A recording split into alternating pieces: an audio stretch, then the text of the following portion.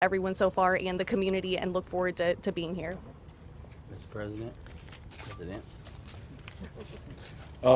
Just to reiterate what the mayor said, I think when we look at this from a federal, state, and local partnership, I'd like to thank all those involved who have been involved at working around the clock. What we understand and know is that this indiscriminate, callous, reckless behavior by a few causes tremendous amount of trauma to hundreds.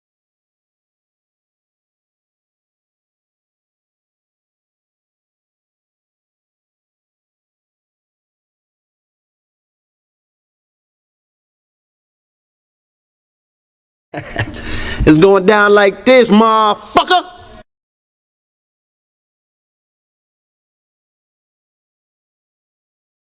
For what he has, he says that the only way that we can solve our problem is to unite. For what he has, he says that the only way that we can solve our problem is to unite. For what he has, he says that the only way that we can solve our problem is to unite together among ourselves, among our own kind, clean ourselves up, rid ourselves of the evils that we've become addicted to here in this society, and try and... This ain't loud enough. I'm still trying. This ain't loud enough. I'm still trying. This ain't loud enough. I'm still trying. This ain't loud enough. I just left a light in this bitch.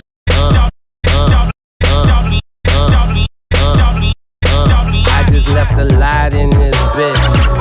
I'm finna hit the shop in this. Fuck up. Move the fuck up. Fuck up. Fuck up. Move the fuck up. Fuck up. Move the fuck back. Off my dome. Off my dome. Off my dome. Off my dome. Off my dome. Off my dome. Me and Bubba trying to rescue some kittens.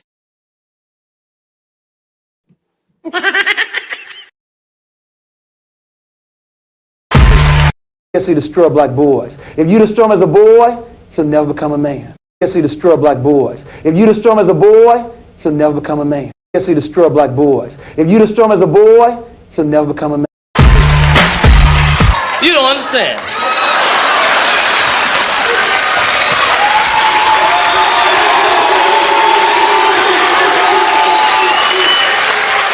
I ain't scared of you motherfuckers. It's cool enough just being cool, like I am, chilling. Joe Beach. He looked down, seen his feet, the nigga went berserk, killed the monkey, threw the bat out the window, start kicking that bitch in the air. I've seen a lot of black guys, Nipsey, but you're overdoing it. Group of you together, you never can tell who's who. Group of you together, you never can tell who's who. Group of you together, you never can tell who's who. I mean, TikTok. I mean, TikTok. I mean, TikTok. I mean, TikTok. I mean, TikTok. You're a philosopher? Yes. You're a philosopher? Yes. You're a philosopher? Yes. You're a philosopher? Yes. I think very deeply. I think very deeply.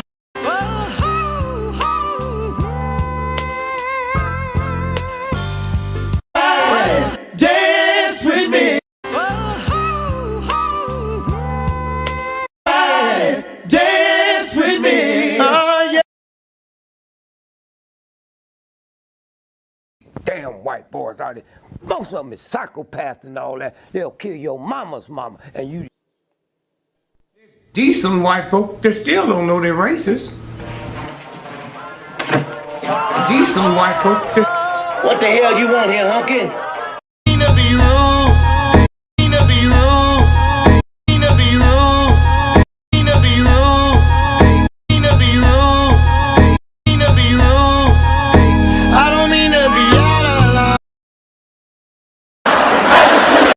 What's all that noise? What's all that noise? What's all that noise?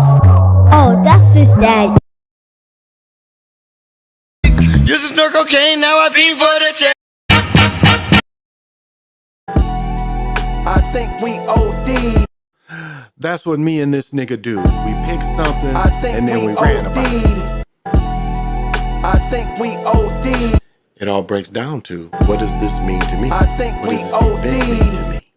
How does this event I think affect we my thinking? OD. Your lines are still open. Oh shit, you can get it, nigga. You wanna get it? That's what. Used to snort cocaine, now I fiend for the check. Heavy, I'm a walking dead man, is what they call me when I hit the loop juice and pulls up in the heavy. I'm a walking dead man, is what they call me.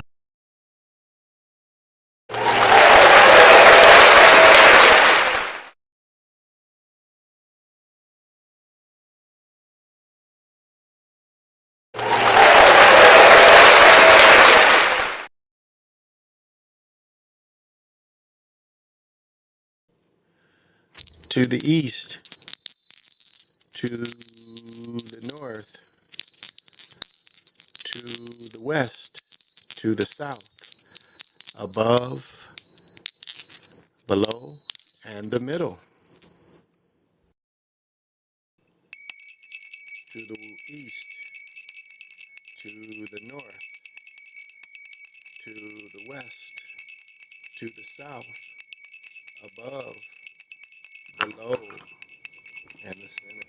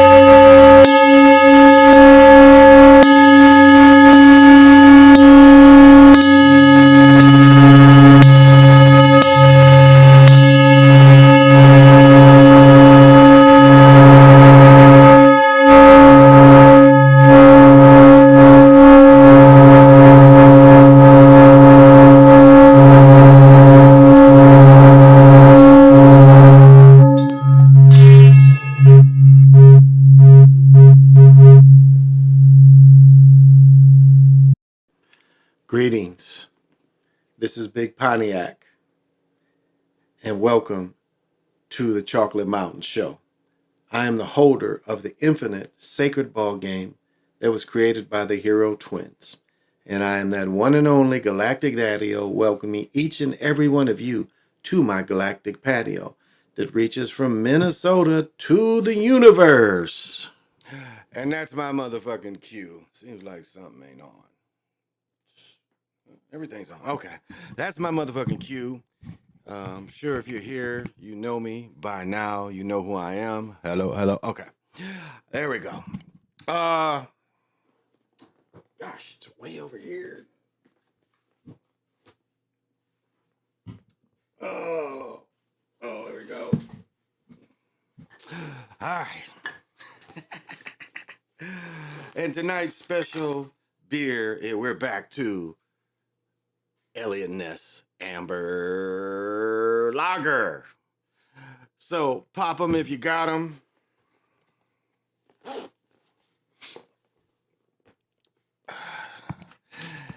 And the next thing I have to tell you is a kind of funny story.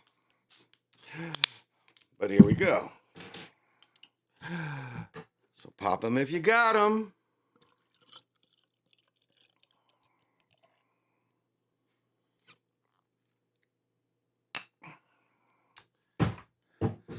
And tonight, because of the moon, we are going to go the activities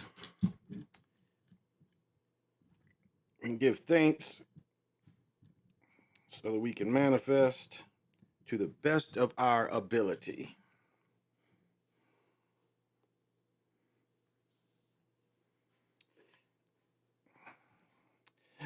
Put a little bud in there.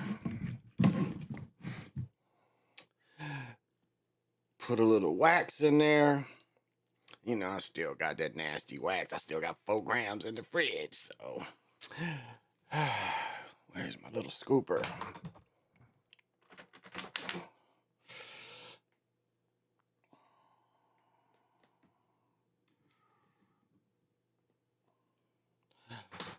All right.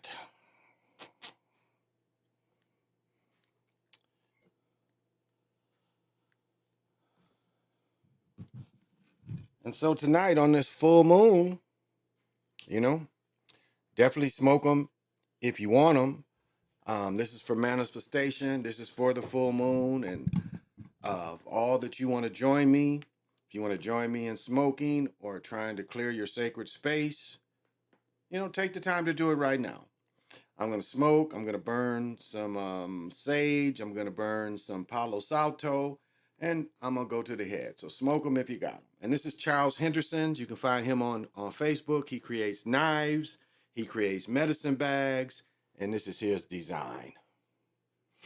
Rabbit fur. I think this is buffalo. I think that's buffalo or bison. They gave me the feather. This is more bone in here. I mean, it's really intricate.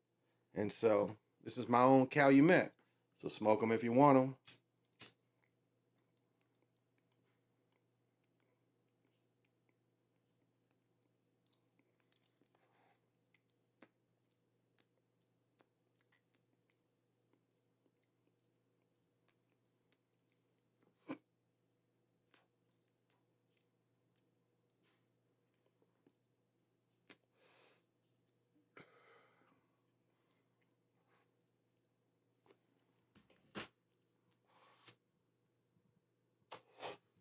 A little clogged up.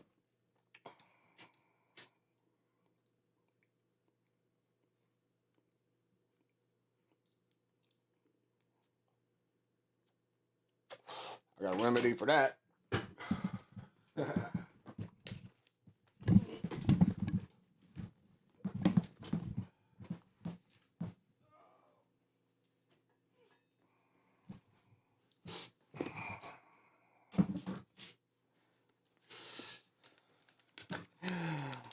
Bring in the unclogger.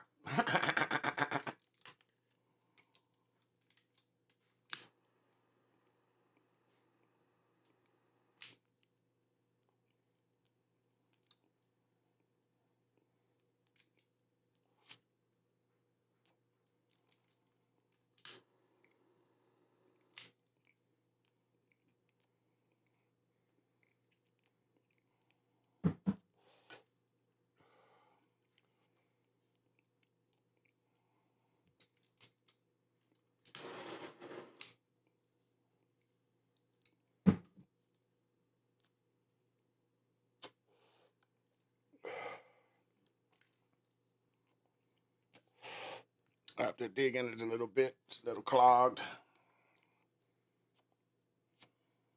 There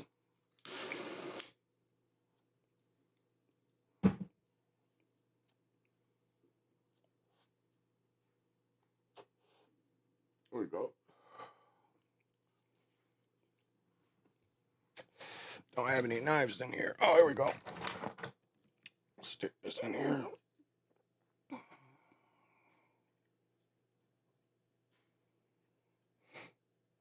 See, I don't use it a lot.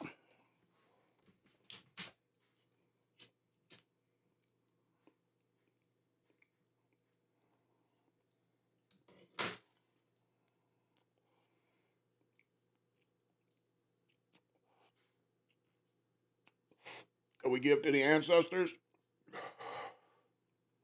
May they help us manifest.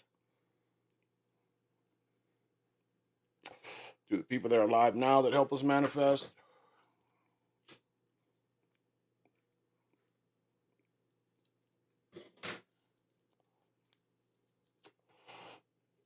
May we just have wholeness, as Brother Bomber says.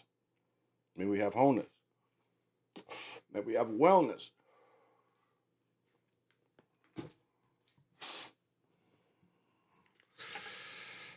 May we clean. You can, if you want to join me in cleaning your areas, if you think this is, you need it, here we go.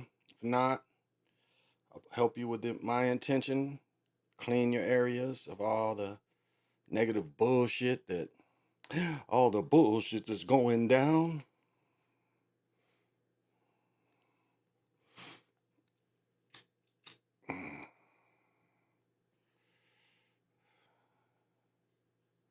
And night like tonight, it's not bad to bathe in this kind of stuff. And all you do is this is called sage bathing. Put it all around you.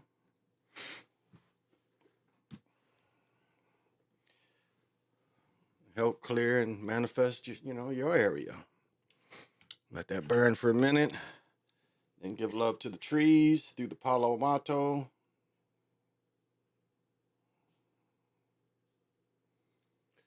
All right.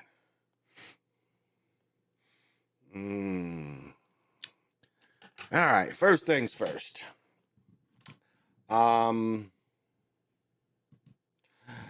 First things first. There we go. All right. I wanted to tell a story about this glass. I got this glass as a gift from my mother-in-law, and I kind of laughed. I kind of laughed when I got it.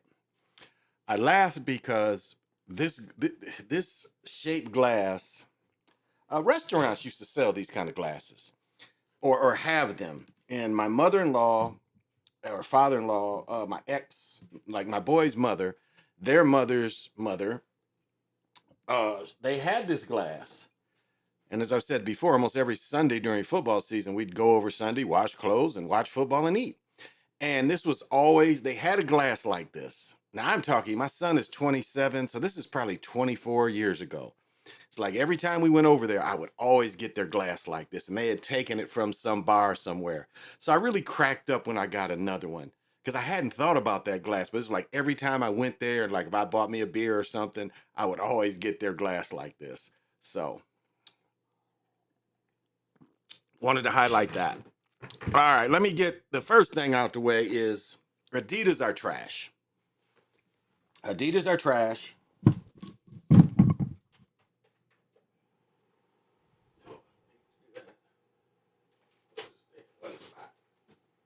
we go. All right, Adidas are trash, and I'm going to show you why. Now, I'm going to show you 3 shoes, this being the oldest of the 3. These are the Dom 2s, I think. But these are the oldest of the 3. And as you see here, that's pretty gone. You see that? That's, And despite the fact that I've worn these shoes out in here, the shoes were still sticking when I played with them last time. Like you wouldn't know that this is all worn out. They still perform very well. And as you see, the lightning strike is not breaking down. You see that? It's not breaking down. Look at the lightning strike. It's not breaking down. Now that shoe's roughly, I bought that in the winter of 21 probably. So that shoe's about 1 year, 2 years old. Now here's the newer, this is the newer colorway that I bought of that shoe. And again, the lightning strike is not breaking down. Even here, this is a newer pair of this model that I had, but even here. And I mean, just look at the overall shoe. It's not in bad shape. They got scrub shit. I could scrub it and get all, but I mean, it's not a bad shoe. Now comes this motherfucker. Now this is, this isn't his newest because he just released another one. But this shoe is just horrible. I mean, this shoe, like this stuff inside, like look at this. Look at this crap. There's nothing in this shoe. Like there's no support whatsoever in this shoe. And this is you can, this is what is it called? Shawls, foot stuff. Now I think one thing that they tried to do, is this shoe was kind of stiff to put on, but I mean, now if you just look at this and how, I'd rather have this stiff, the way the shoe holds and the material, than this. Look at that. It's just junky. And I've had these shoes for 5 weeks, and already, look at the tread. Already, you can see it. These are 5 weeks. And I don't even play every day some days. But this is 5 weeks worth of tread. And already they're starting to slide. Look at the lightning strike. Already you see creases in it. Look at the lightning strike and all these creases. All these creases in it. And then you just feel it. It just feels cheaper. Like you look at these two shoes. You just look at them. This shoe is better quality. Or this shoe's better quality than this one. Despite this shoe being the new, well, he'll have a new one next season, but this is the newest one he had. They're on discount now at Adidas outlet. But I mean, this shoe is a lot more quality. It's a sturdier shoe. Now, I can't walk in either one of them because they ain't for walking. So that is my rant on Adidas being trash. That is my rant. Now, who's the party people? Tim, what is happening? Thank you very much for the kind words. Tim Calisipi. Thank you. Thank you for the nice words. And I know to be here, you got to have vision. Unique Breed, what is happening? And to be here in this early morning, I know you definitely got to have vision. Jamar 3224, what is happening? And to be here with me, I know you've got to have vision. OTF, what is happening? And to be here with me, I know you definitely got to have vision. JR Jeffries, what is happening? And I know you got to have vision. I know some Jeffries. My friend Pee Wee is a Jeffries. Leroy Jeffries. I hooped with him in high school. They got a brother named Cupid, sister named Patty. I've known them forever, but they're Jeffries in Michigan. I'm related to them because they're related to the Ampies. Valerie McDaniel.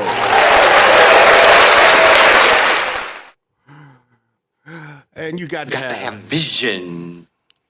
Yeah, Jalen Green. You bought out the OG Native American pipe. Yeah, I brought it out. Jalen Green. Let me get through this. Anthony G, what's happening?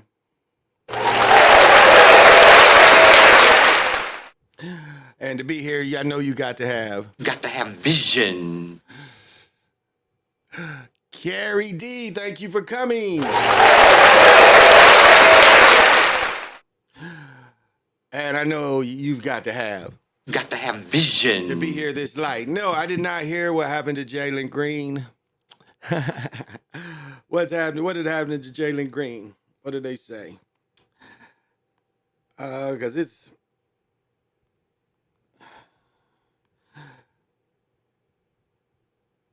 What is the latest? Oh, does he beat somebody up or something?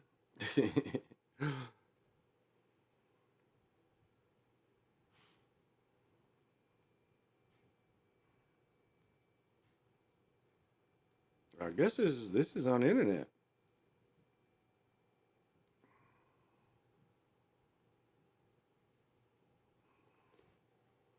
So I don't.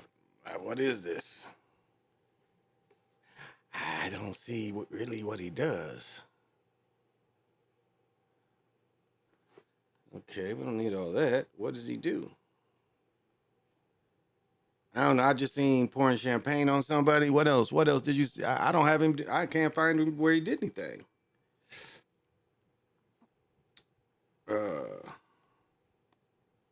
Let's see. What is trending with him?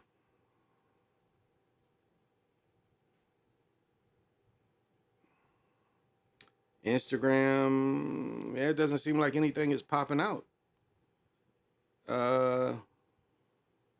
It's okay. I see what you're saying. It says right here. Fact check. Is Jalen Green gay? Leaked Twitter video. A story on social media emerging that shooting guard Houston is gay. Is it true? Yes, you read it right. People have been curiously discussing Jalen Green's orientation, whether the young NBA player is gay or straight. Lots of speculation are being made about his sexuality ever since a video of him went viral on social media. In fact, leak on social media is going viral, turning the eyes, controversy. What is the video? Why is it sparking rumors? We have pondered each and every question, the following questions. Let's see. Before blah blah blah, he was la la. So let's see if Jalen Green got leaked.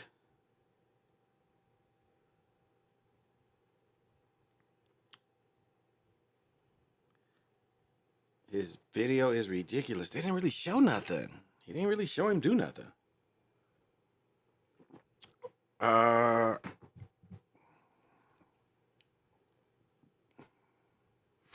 So let's see. He's shirtless with someone. They're cheesing after each other. I don't know. This don't really look like nothing.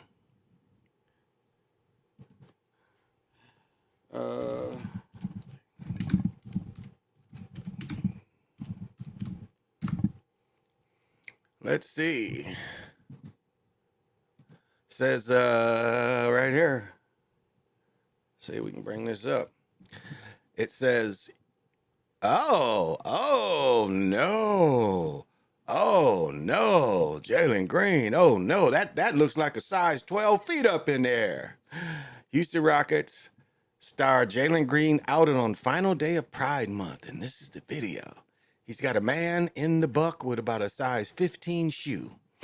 Jalen Green, blah, blah, blah. Leaked cell phone showed a 20-year-old native between a man's legs on a bed with a third man. That's a man in the corner? That looks like a woman. Third man looks on. Oh, that's an ugly person. This is him. Okay. This is him. Okay, well, I don't know. I mean, he looks like Tyler Perry. He looks like Tyler Perry in this movie, in this video. He looks just like Tyler Perry. Don't he look like Tyler Perry? What's the Tyler Perry, the mama? He looked like Tyler Perry, the mama. All right. Okay, he's sparkling there. He's sparkling. I'm not shocked by the video. He went viral last year when he rocked a pretty pink purse. Okay, anybody can wear purses. I mean, really, when you got on shades. Who's the chick? Reportedly dated Instagram, who previous lady Sean Combs' son when they were in high school. We don't care about his hooping, so all right. Jalen Green, okay. So he had a fake girlfriend, but he looks like God, what is her name? Madeir. Yeah, this nigga looks like Madeir. Look at this nigga, looking like Madeir. That look like Madeir, don't it? He just as big as Tyler Perry. If he just had a muumuu on, he would look like Madeir, but a younger version of Madeir. Maybe that was what he going for. He wanted to look like Madeir. Versace. Hey, it's your thing, baby. It's your world, dog. It's your world, dog. Ah, that is funny. That is funny.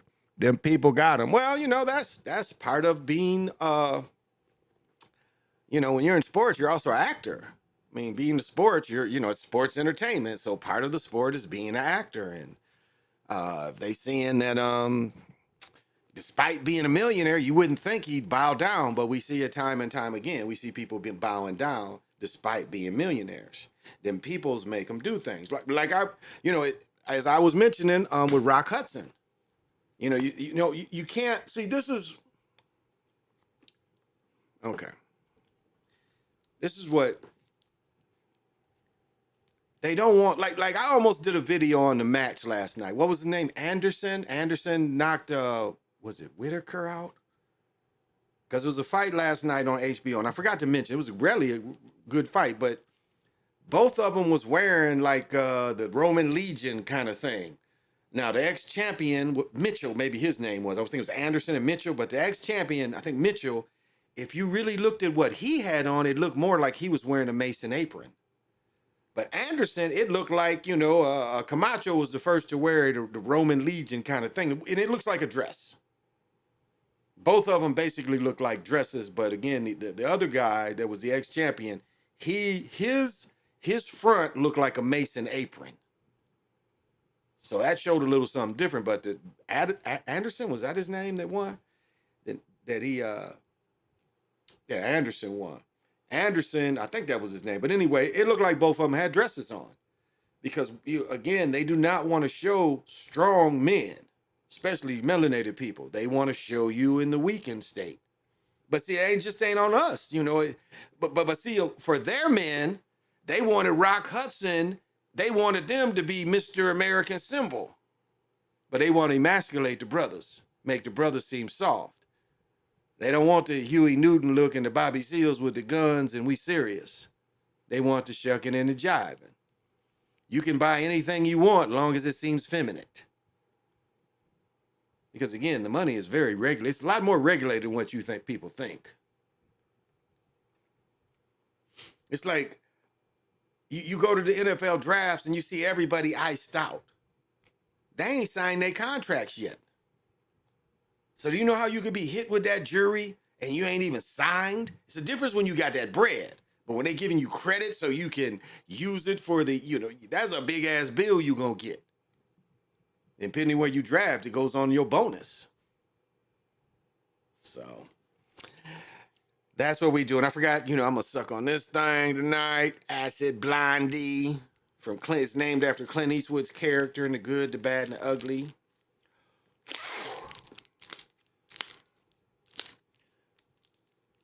All right. I don't have any, you know, you can do whatever you want, but it's just interesting the way it's portrayed. In the 60s, they wanted, you know, the 60s, their number one hunk, and all of them was what, like the hunks. All of them weren't what they said. And they tried everything to hide it. Matter of fact, they was about to out Rock Hudson, and Rock Hudson was still the top Hollywood star. And they end up getting Tad Hunter. I don't know. I think he was on Adam 12. I don't know if y'all remember Adam 12. It was a LA police story. But I think that's what Tad Hunter was on, but maybe I'm not right. And a lot of y'all like won't even remember that Rock Hudson was had a TV hit show called McMillan and Wife. So the skirts, yeah. But that weirdo was ramming that my fruity. Yeah, what he looking like Medea? This is Houston's gay. Well, okay. A young Medea. Yeah, it looks like a young Medea. Exactly.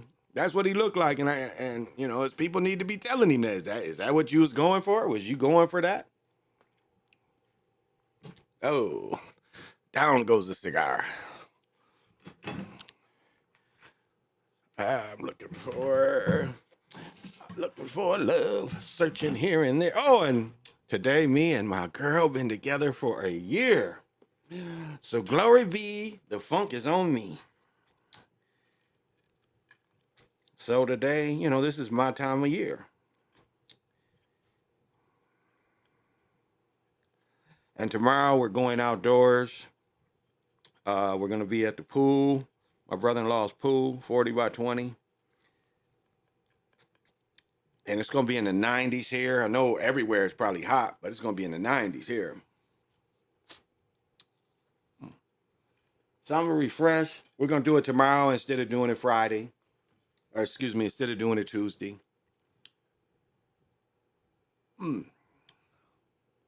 So I hope you guys have fun. Definitely stay safe. Now, I wanted to talk about this last night, but I was having technical problems. I couldn't bring it up. Where am I at? And I know you guys been seeing this all day. Not this shit.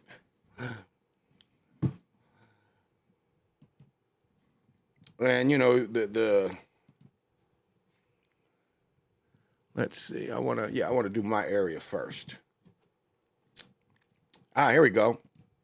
This is what was going on here, and when we were downtown last night, we were seeing where it was set up. But I'm not going downtown for this bullshit. I'm not going downtown. I don't mind being the outskirts or going to a game, but let me tell you what they got going here. May make you you might want to fly in tomorrow after seeing this. Now, I think we're gonna need to bring Super Sly in for a second. Super Sly, what do you think of this girl's outfit? Just give us an opinion. What do you think of that big? I don't even know what you call that. Like, how do you even put this on? It's like, this is your neck and that's in front, or like you got to tie all this around. But I think this gets a Super Slide. What are we doing? What are we doing? What are we doing? That's what I'm wondering. It's like, oh, do you got to tie that too? Or, let this, I don't know who would want this. This is like the frumpy shirt. Remember Steinfeld? Oh, maybe this is a tribute to Prince. Remember the blouses versus Eddie Murphy brother? Maybe this is the Prince blouses, but let's let her tell what she's got going on. Barbecue and pierogies. Some of the best chefs with the best food in Minnesota are on Nicollet Mall for the Taste of Minnesota. Today, Charmaine Nero got to check it out. It's been 8 years since the last taste. What are we doing? What are we doing? What are we doing? Come on, honey, you on TV, and this is the best you could do. This is the best you could do. This is the most hair you could buy. Really? This is the best you can do to get this kind of look. Now, we got on you before. This is raggedy, honey. You're on TV. This is raggedy looking. But all right, I'm sorry. Taste of Minnesota event was held in the Twin Cities, and organizers tell me it's been a long time coming. The Taste of Minnesota is back! Excitement and cheer. Oh, this is Fancy Ray, y'all. This is Fancy Ray in the house. True story. Fancy Ray got sort of popular on public television. Because, like the way it used to be is you could go into if you wanted to do I don't know if people remember this, and I don't even know if it still goes on now, but there was a time if you wanted to do public television, all you had to do is go down there and take classes. You go down there in 3 days and you have people to help you do the board, help you do the cameras, and you could go on public television for free. You take a couple hours of training. We used to fuck around and do that shit all the time. Be on at 3, 4 in the morning, when they would put our show on. But this Fancy Ray dude, in the 90s, he got kind of, and you still see him in commercials, local commercials, but this is how he got famous, was for public. Well, I ain't gonna say famous, but he got to be him. I mean, he looking kind of, his outfit ain't hitting. He ain't stiff at all. Look at this. This ain't stiff. Let's go. Here, as crowds of people flock to Nicollet Mall in downtown Minneapolis. We have a proclamation in honor of this incredible day. Tell your friends, to tell your neighbors, to come out on Nicollet Mall, to have I think this is our Senator Klobuchar. some fun. The 2-day free festival kicked off today at noon with live music, art, dozens of food trucks and vendors. And so it's something that we've discussed for a while, but this year seems like a great year to do it. And downtown presented itself as a really good option for us. This is the first time the event is returning since 2015. Taste of Minnesota took a couple years off, and in the interim, of course, COVID and the pandemic shut down. All right, enough of this. And I'll tell you, the Taste of Chicago was by far the best in the nation. It was by far. It was down there on Lakeshore, and every block had a stage. Every block had ethnic food, and it was really, really the best one. I mean, it was worth to go to Chicago, and I must have went for 15 years every summer. And then the one year, there were 6 killed at the Taste of Chicago, and then it wasn't the same after that. 1 year was like it was 6 killed at the Taste, and there was 3 or 4 other people killed like in the city. And it was at that given day, it was more people killed in Chicago than was killed at the war in Iraq. So that's how long ago the shit was. Or Afghanistan. So, but it's been, let me see, we got a couple tragedies up here. Currently, we're still at 30 now this is, I had this last night, had technical difficulties, but I'm sure you all heard about it. But I had this last night, but couldn't get it to play. 2 victims and pronounced deceased. Our hearts and prayers continue to go out to the families, friends. So we know we have city as a whole. In Baltimore yesterday. Our officers continue to scour the large, very large crime scene. We have assistance from our federal, state, and local partners. We've been on the phone with them all day. They've been providing resources, anything that they could get us to help. And I ask if anyone with information, please call 911 or Metro Crime Stoppers at 866-7-LOCK-UP. At this time, I'll turn it over to Mayor Scott. Thank you, Mr. Commissioner. I want to thank BPD. I want to thank... Okay, he's all faded up. But Lisa's polo is new. His ain't. Look at that. Look how sloppy that polo look. His look okay. His shit is stiff, but damn if his is. But okay, let's go. And damn, you didn't. God, look at that nap racer. You just threw this cheap hat on to cover that nap up. But let's go. Monty, all of our city agencies, our Senate President, our Councilwoman, our Council President, our federal and state partners who have been here with us. I want to reiterate what I said this morning. Well, if you didn't know, this story came out like this morning, and 30 shot, and I think he said the amount killed. What did he say about being killed? Pronounced deceased. Our hearts and prayers. How many? Ages range from 13 to 32. 9 victims remain at area hospitals in various conditions. 2 victims and pronounced deceased. Our hearts and prayers continue to go out to the families, friends, this community, and our city as a whole. Our agency has to us. We are asking again that anyone that knows anything about this mass shooting, and that's what I wanted to call it, it's a mass shooting. We want this shooting to be treated just as it happened. All right, but what do we know when we hear those kind of words? It seems like, they want any chance they can to put this agenda in there. And we know from the Nazis, we know from the communists, just swallowed tobacco, that wasn't too good. We know from, the Chinese, that if you take the people's guns, then you're in trouble. And that's this whole thing with the Democrats. That is their whole agenda. Now, I'm not saying, this is the thing that is true. It's real and fake at the same time. What's real is people probably got shot by young dudes that's reckless. Because right now it seems like if you hurt a young dude's feeling, he want to shoot you. That's almost what it seems like. It's like a young dude's get his feelings hurt. He can't deal with it, so he just wants to shoot you over it. Or if you take his woman, he wants to shoot you or shoot the woman. I mean, what kind of people do we have today? But it's like, that has nothing to do with gun control. Because you can get guns. See, they wasn't crying gun control when they was leaving guns in Watts in the 80s. When they was leaving guns in Watts on the train tracks. When they was leaving guns, this part of Gary Webb's information was that they had a tractor trailer full of guns just abandoned somewhere in Watts. And they broke into it, eventually people broke into it. And it's full of guns, a tractor trailer. We hear the tales again in Watts. Barrels of bullets, barrels of guns, just guns in the middle of the tracks. Where they know young dudes would come get them. Same thing in Chicago. Just they come apart and it's a whole thing full of guns. Magically, the gun fairy done dropped the guns off. So we know a lot of this is agenda driven.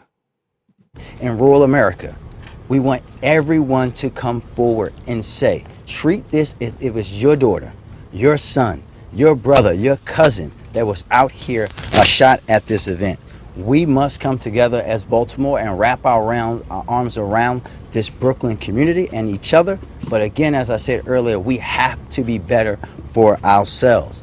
I'm going to quickly now turn it over to our Mayor's Office of Neighborhood Safety Engagement, Acting Director Stephanie Mavronis. Thank you, Mr. Mayor. I'm here today just to say my office stands in solidarity with the community. Director Stephanie Mavronis. Thank you, Mr. Mayor. Safety Engagement, Acting Director Stephanie Mavronis. Thank you, Mr. Mayor. I'm going to quickly now turn it over to our Mayor's Office of Neighborhood Safety Engagement, Acting Director Stephanie Mavronis. Thank you, Mr. Mayor. Thank you, Mr. Mayor. Thank you, Mr. Mayor. Thank you, Mr. Mayor. Thank you, Mr. Mayor. Where is this chick from? Thank you, Mr. Mayor. Her glasses are stiff, though. I definitely like her glasses. I like her glasses, but that Mr. Mayor shit is funny. Thank you, Mr. Mayor. I like her glasses. Her glasses are definitely stiff. Those are stiff. You got to say. Those are stiff like a statue. Those, I like those.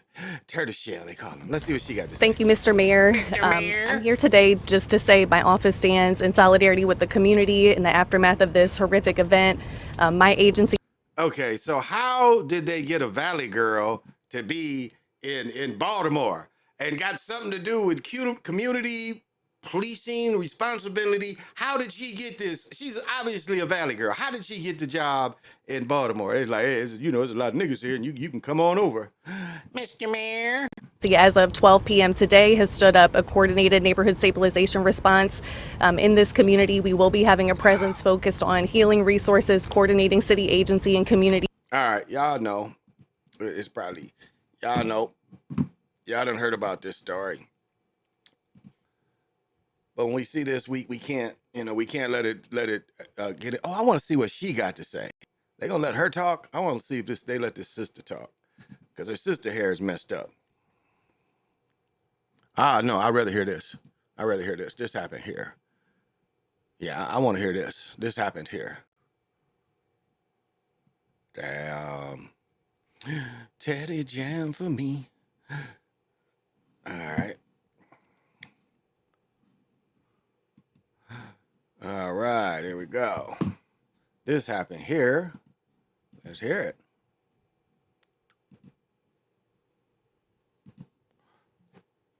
Hospital tonight. Police say she was shot last night on the rooftop of a building near Lakes. Let's get this again. A teenage girl is fighting for her life in a Minneapolis hospital tonight. Police say she was shot last night on the rooftop of a building near Lake Street and Pleasant Avenue. WCCO's Mariel Moe spoke to a witness to learn more. All right, the nose of clothes. Again,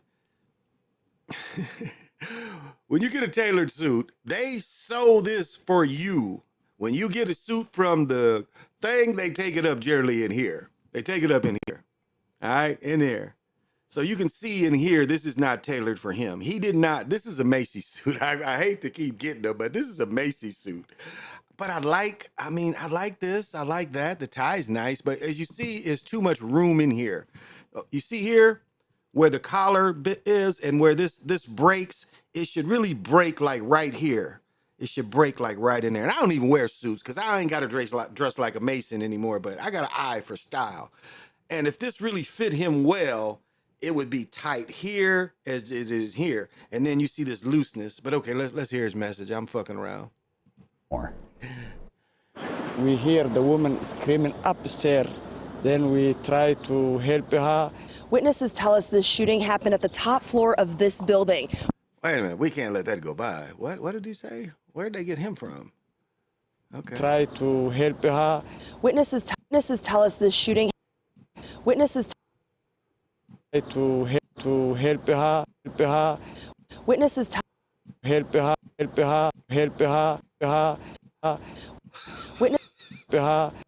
Witnesses try to help her. Witnesses tell us this shooting happened at the top floor of this building. Everybody's gonna get that work. Everybody's getting that work. You getting that work too, honey. Come on. You cutting off. Okay, look at this. It don't even look like she did anything to her hair. I mean, really, I know it was hot today, but come on now. You on TV, and look how this is so greasy looking. It should flow. You know, it should be sparkly. But okay, let's go. That's why they gave her the shot. Witnesses tell us Look the how shooting stupid this happened shot. at the top floor of this building, where many people were in the streets wrapping up an all-day celebration of Somali Independence Day. A lot of people was here, like maybe 200 people, 300 people. Wait a minute. What Somali? Wait a minute. We saw Black Hawk Down, and what independence have they had since Black Hawk Down? Why do we have, I think it's 70,000 Somalians here? If they're Somalians independence, they should be in their own country, right? So apparently the independents didn't relate to the ones here, because they're here because of the Black Hawk Down times, and they was killing them. Remember, they was calling them the skinnies, but they ain't skinny no more. But okay, I'm sorry. Let's go.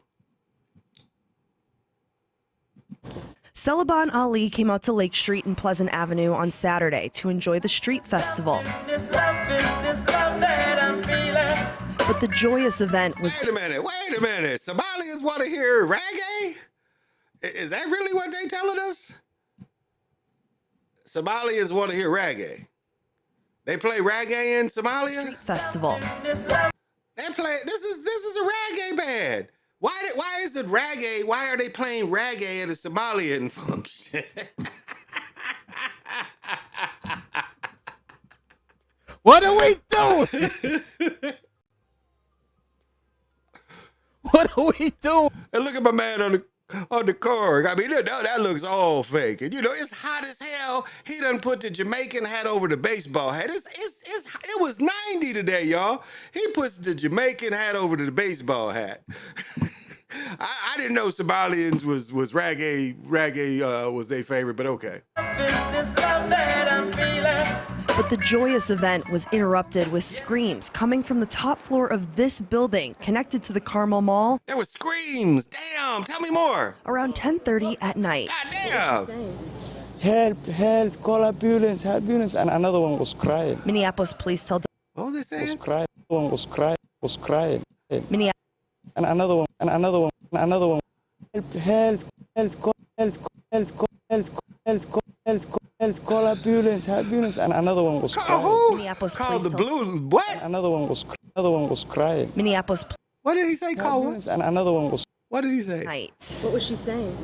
Help, call ambulance, Call what? Call ambulance, and another one was crying. Minneapolis police tell W... What are we doing? That nigga said, call the Bluets. What are we doing? What are we doing? That nigga said, call the Bluets. Hell the Bluets. They be like, sir, what do you want? Call the Bluets. WCCO, when they responded, they found a girl in her mid-teens had been shot. Police say her injuries are life-threatening. She was taken to Hennepin County Medical Center by ambulance. It's sad, it's not good. I like peace always, yes. In Uptown, Marielle Mose. Oh my goodness. I'm sorry, that shit's funny to me. Call the Bluents. Call what? He'd have been giving them some 911 blues, boy. He'd have been giving them some 911 blues. Okay, I want to show this just to show y'all. Okay, this back to Baltimore. I'm sorry I'm jumping around, but just look at this scene here. Look at this scene of these people. I mean, just look at all of them. Like what? Like, we got the weird lady that talk really weird. We got the bad weave back there. You know, she shouldn't even came out the house. Look at, I don't know who he is. This is Willie Jackson. He's got a police badge, or maybe, I don't know, a police stamp. Look at the mayor. The mayor is doing commercials. The mayor looks like a young, what was his name in Menace in Society? Old Dog. The mayor looked like Old Dog. But mayor, Under Armour, that's the best deal you can do. You the mayor, and all you could get is Under Armour. This sister's okay. Yeah, it's like, where were all them during the shooting? There's a lot of spooks up here. Look at all these spooks. A lot of spooks up here, but what's going on? I'm sorry, I talk too much shit, but it's just funny to me. You know, it's funny to me. Like, people know they're gonna might be on TV, and they don't give it their best. Now, no, if they put me on TV, I am going to have.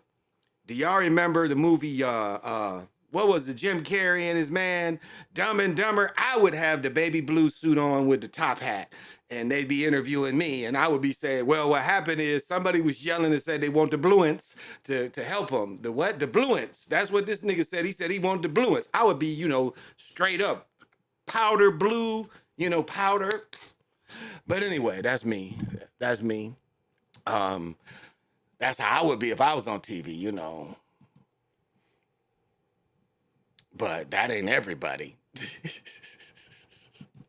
And you know, I see my coworkers is loving this. Oh, this is my brother, my blood brother. I love him. And I know he definitely got to have vision. Taste of, yeah. Now, Carrie says the Taste of Chicago used to be good. Yeah, I love the Taste of Chicago. I mean, we did it for a good 15 years. Good 15 years we went down there every year. But yeah, the Taste of Chicago was really excellent.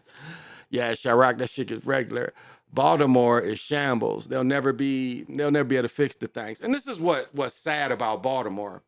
If you went to Baltimore during the 80s, the river, the ocean area, the lake, the lakefront in Baltimore, it was in shambles. I mean, really in shambles. And then they fixed it all up. Now we know the infrastructure in Baltimore, because remember, Baltimore and DC is right there together pretty much. And like, you look at the hoods in DC and compare them to hoods in Baltimore, there's just not quite as bad in DC. But they've let Baltimore go. Gun control is pointless. Criminals ain't fixing to turn into guns. Exactly. And you can't take them all. You can't take people starting fires. I mean, you can't take all the ways that criminals can do criminality. You just can't take it away. And guns ain't the answer.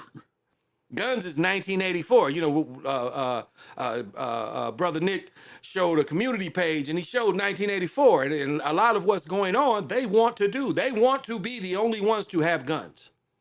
They do not want the people to have guns because they're still kind of afraid of the people. Oh, Roy was. I have a thing for women with glasses. The jacket looks baggy. Yes, it looked baggy. That's how I ended up a school nurse in Baltimore. Okay.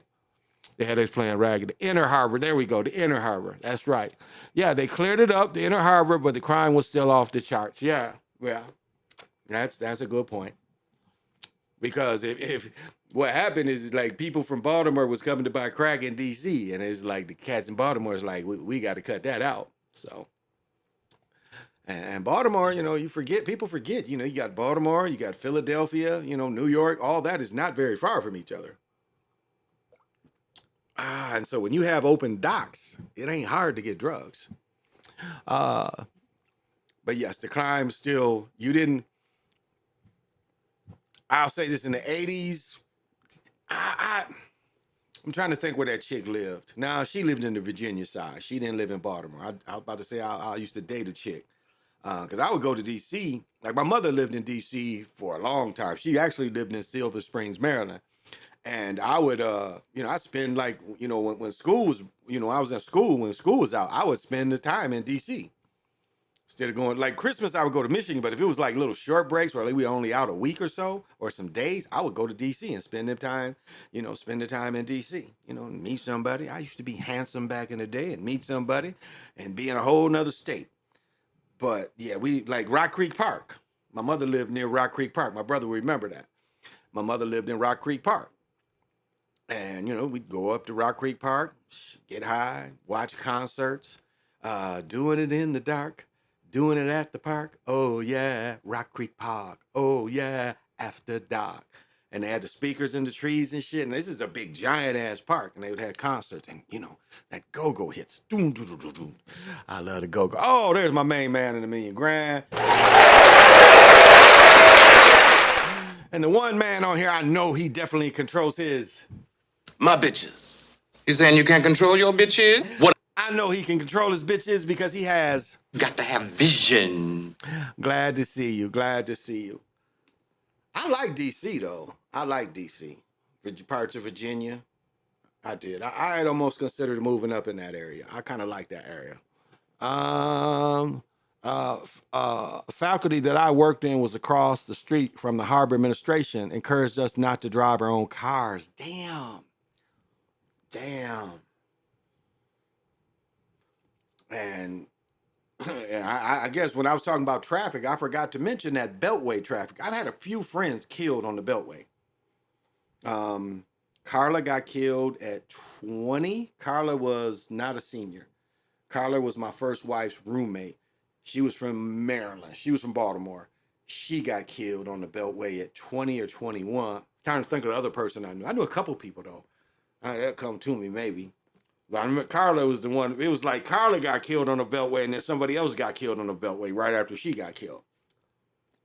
So their traffic up there on the Beltway is it can be pretty rigid up there too. And I forgot to mention that. But overall, I love go-go music. I mean, I love go-go music. I know there's some generations don't dig it, but I love go-go music. Yeah, the Beltway traffic is. Because I got to know DC fairly well. Like I said, I know DC a little better than I knew Baltimore. Because I partied more in DC. Well, my mother lived in Silver Springs though, but Silver Springs is so close. It's close to all that shit. Like it's a place where you can be by the University of Maryland. You come to a four-way stop. One part is Maryland, one part Virginia, one part DC, all in one stop, and it's got a little sign there.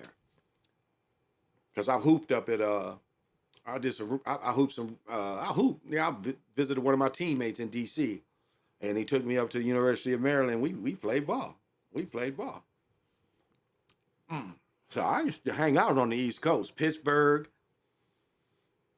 I have family, like I said before. My aunt lived right down the street from Connie Hawkins, and I've told that story many times. Frightened. I probably was 14. This is my idol. This is the person I idolize the most in the world, other than my parents. And he lives houses away. So it took me like 5 hours to get the courage to walk up and knock on the door. And I knocked on the door. He wasn't there. I didn't consider it was still basketball season. But I got to meet his brother, and I got to meet his children. It seemed like he had 2 daughters, maybe 3, and got to play kickball with them, just kicking it. So it wasn't, it was still cool. I got to meet his family. I may not have got to meet him, but I did get to meet his family. So sometimes when you lose, you still win. DC is cool. Lots of fun things to do there. Oh, I love all the monuments, going to see all that shit. I love going to the Smithsonian? The Smithsonian, where they got George Washington in a toga and shit. They had that shit outside for years. He's in a toga, naked, just in a toga, and there's snow all around him. But it's all in marble. A&T has the Woolworths lunch counter up there in the Smithsonian. Some dude the Hope Diamond is up there. And the Hope Diamond, and it's funny, check this out. The compartment in the Hope Diamond, that shit is like this. It's in a glass case. Let me see if I got something bigger. Round and bigger to give you an idea. It's bigger than this. Now it's slightly bigger than the main diamond is about like this, and it's got little diamonds all around it. But what it's encased in, whoops, I turned my light off. What it's encased in can take an atomic bomb, will not blow up the case. Now, to me, I'm looking at it, it's going to blow up the building, unless it's a neutron bomb. Remember, neutron bomb is not made to blow up metal or bricks. It's made to kill people. But the atomic bombs could blow up the building, but yet this thing is still going to be encased and it's going to take the hit. But the Hope Diamond, or a facsimile of a Hope Diamond. So I always love to do that. The Science and Air Museum, that's I think that's the only one you got to pay to get into. So, and in DC, is really pretty. DC is really pretty in the spring too. The whole East Coast though. Greensboro was really pretty in the spring. You seeing apple blossoms in January, like mid-January. And so Greensboro used to get pretty in the spring. But I like the East Coast. But I must admit, I wanted my children to be raised in the Midwest. I did not want my children to go, hey, Daddy, I want a super soaker. I didn't want that. Whoa. I'm hearing that in my headphones. Ooh, I hope it's hot. I hope you're thirsty where you're at and you're watching this and I'm thirsty like, ooh, why don't I have something to drink?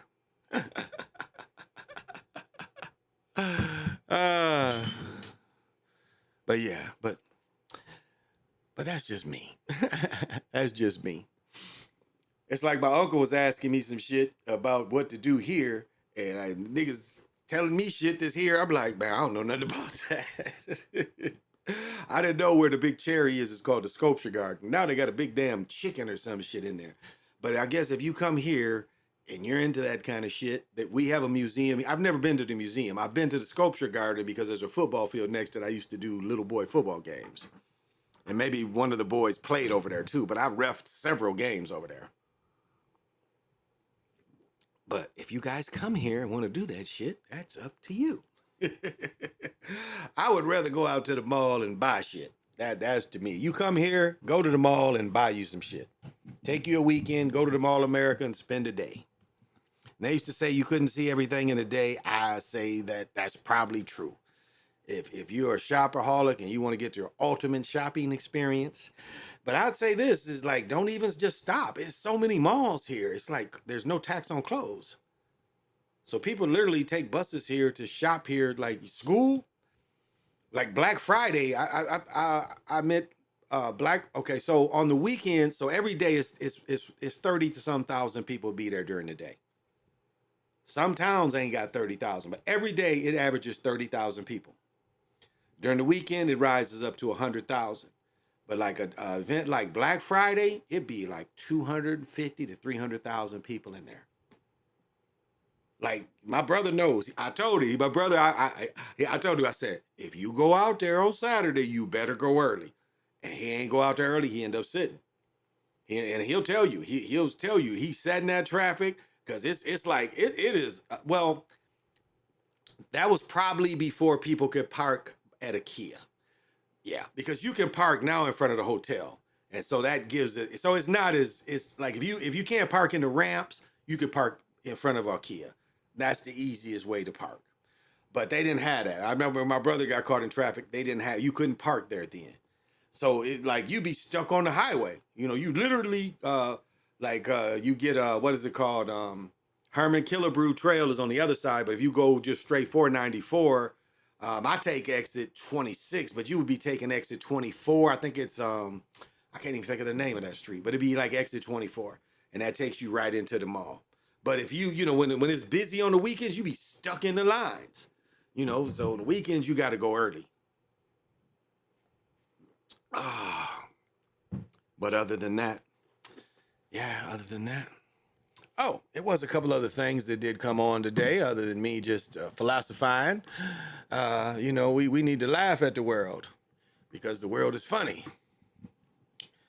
We laugh at the world because the world is funny.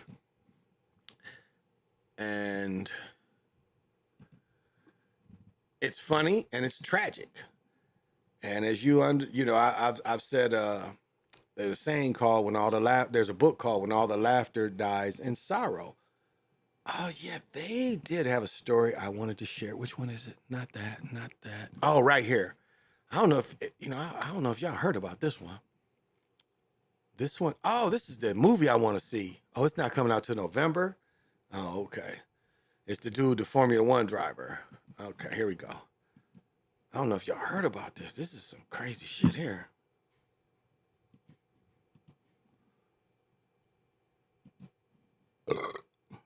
In the meantime, I do want to get to another story that we are following very closely here, as take a look at that video A truck collided with several vehicles and market traders in western Kenya, resulting in the tragic death of at least 51 people. That information coming from authorities there in Kenya.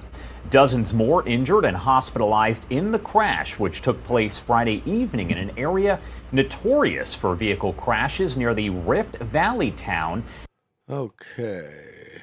Crashes near the vehicle crashes near. Okay, let's. Now there was. All right. Is this road or is this dirt? Is that road? Because I'm just trying to understand. This does look like a little asphalt, but look how.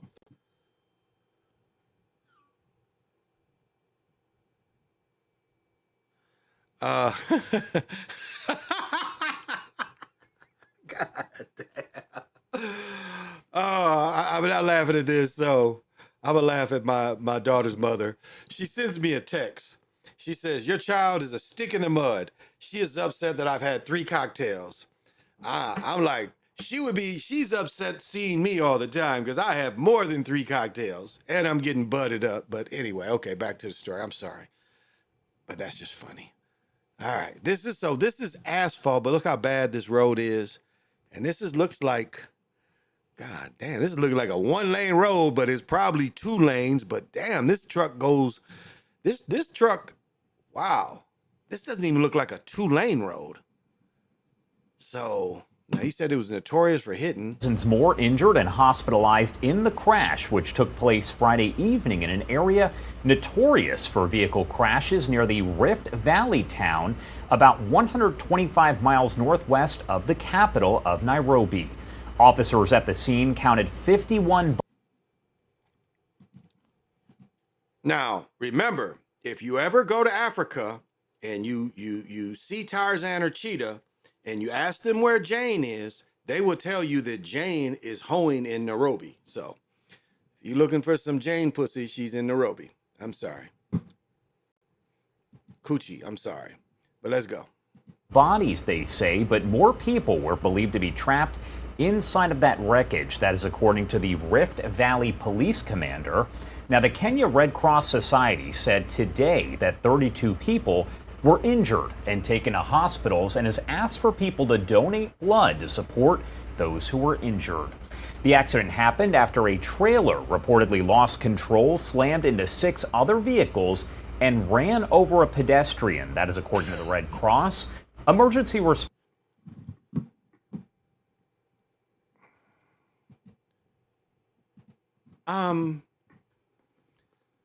So let me get this straight.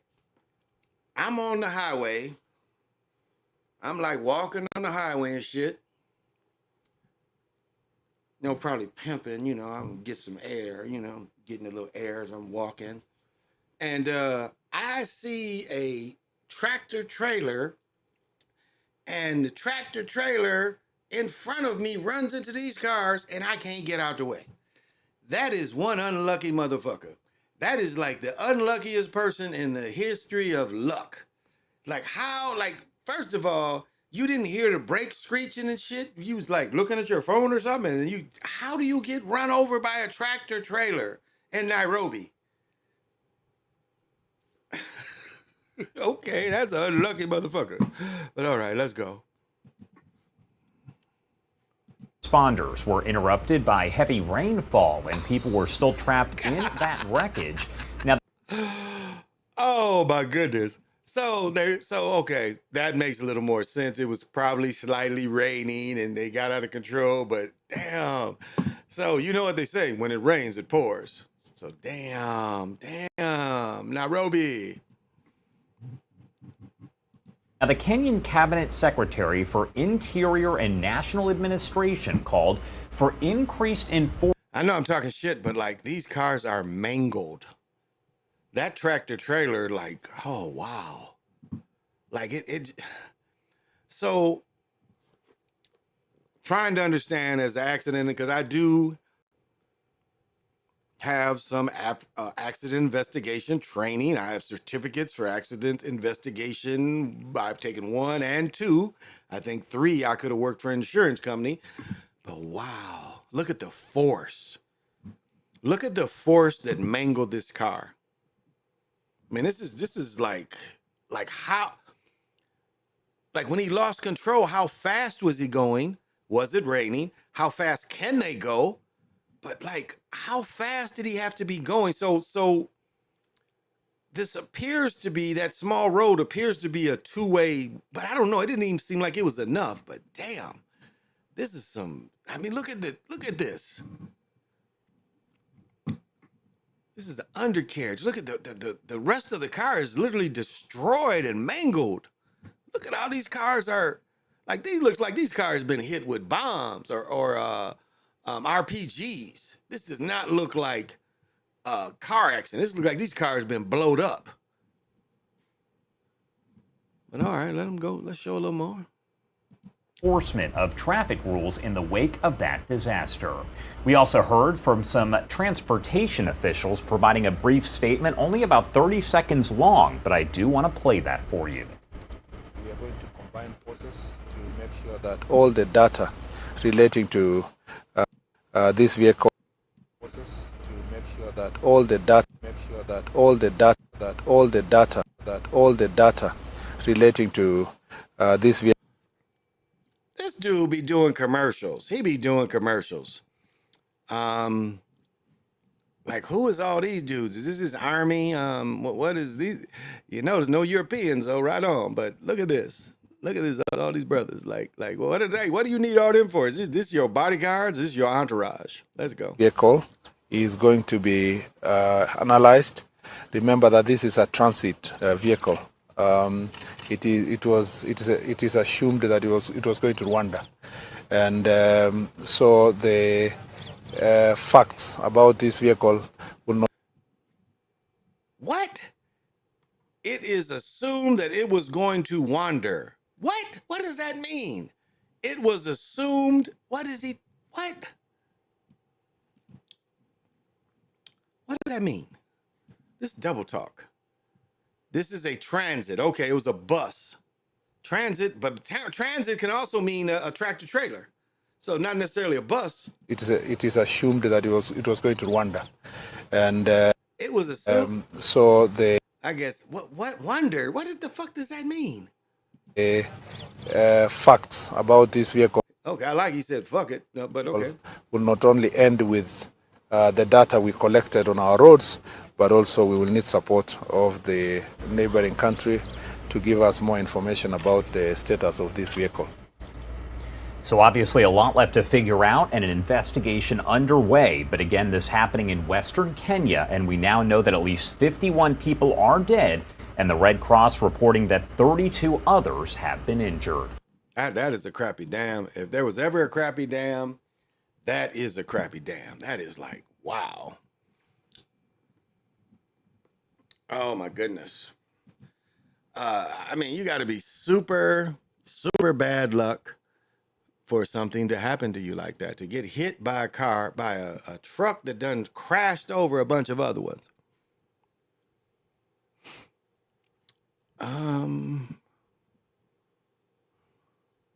Oh, here we go.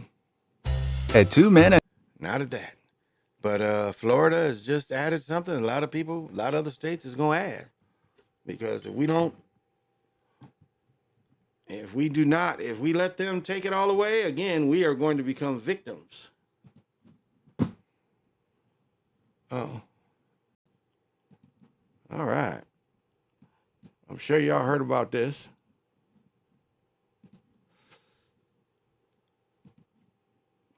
Actually means. I want to go ahead and bring in Joe Thompson, retired NYPD detective, who can kind of break down the very latest on what this all could mean for folks in Florida. Good morning, Joe. I hope you're doing well. What do we know about this new law? What are some? Did he say that it was? This dude just said that dude is a New York detective. We have a New York detective talking about Florida.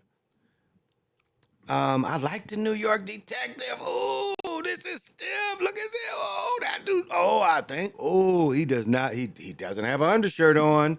Neither one of them have an undershirt on. Guys, wear wife beaters under these or a regular white shirt.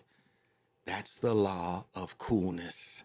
You never put on a shirt without wearing a t-shirt. But let's go. Some of the impacts. Good morning, Giacomo. Thanks for having me on. Yeah, thanks for bringing up this discussion. This is an important topic that I think we need to cover. The constitutional carry law in Florida begins today.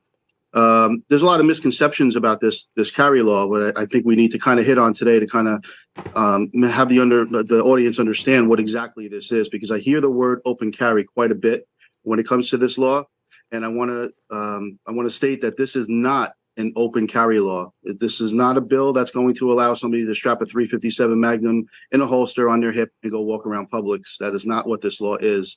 It is a constitutional carry law, or if you will, a permitless carry law. What this basically does is it takes away the authority of the Florida Department of Agriculture to issue a license by doing their own background checks and requiring a safety course, a firearm safety course. Now, basically, anybody who meets the certain criteria, which is if you're 21 years old and you still have to meet this criteria in order to be able to carry under this new law, it's not just a free-for-all here. There are criteria. You have to be 21 years old, a U.S. citizen. You can't have any felonies on your record. You cannot be dishonorably discharged from the military. You have to be mentally fit. And there was one other one. You have to be a legal U.S. citizen. So there are criteria for this, but this is basically something new to Florida. It's going to cause some challenges going down the road. As a former law enforcement officer, also criminal justice expert, what do you expect potential impacts then could be in terms of on the law enforcement agencies statewide there in Florida? Well, there's going to certainly be some impacts. I mean, you're talking about currently we have about 2.5 million licensed concealed carry permits in the state of Florida. That number of people carrying weapons is going to increase exponentially, in my opinion, and that's going to create a very big challenge for law enforcement. Law enforcement's going to have to adapt to the way they respond to calls. Well, or it's going to make people quit fucking with people. Because if you think somebody's got a heater, and that's why I like the shoulder bag. Shoulder bag like Patton when Patton was on the tank. You can have that gun right there. And, you know, I walk around like I'm Napoleon. You know, I don't have no hidden hand. You see my hand.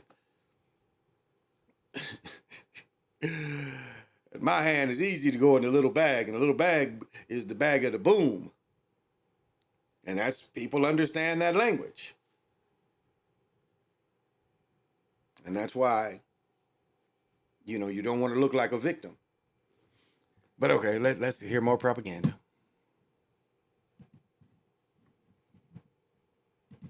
Adapt how they deal with people out in the field, because now you're going to have to assume that literally everybody has a weapon on them.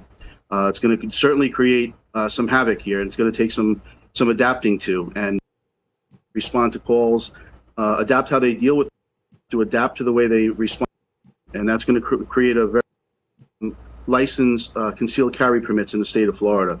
That number of people carrying weapons is going to increase exponentially, in my opinion, and that's going to create a very big challenge for law enforcement.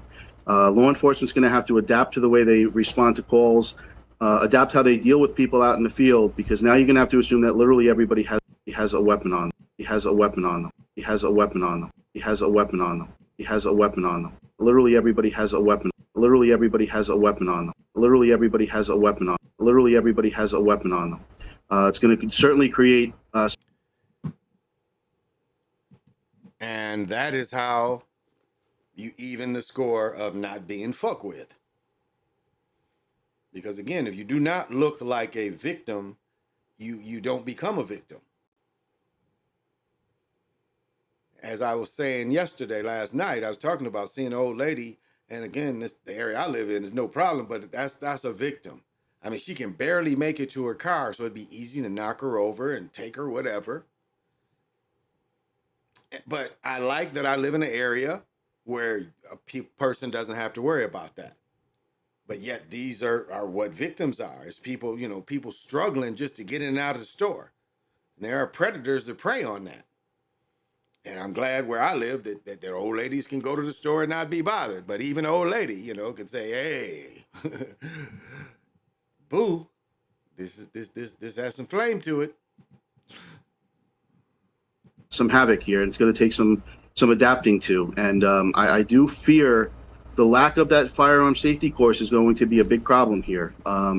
Working in New York, where I was, I mean, I dealt with firearms discharges from law enforcement officers all the time in New York, highly trained law enforcement officers who had accidents all the time. These are people that have gone through expert level classes. Now you're talking about handing a firearm to somebody with no sense of training whatsoever. So you're going to get significant amount of accidents, injuries, and deaths, unfortunately, with the elimination of the firearms class.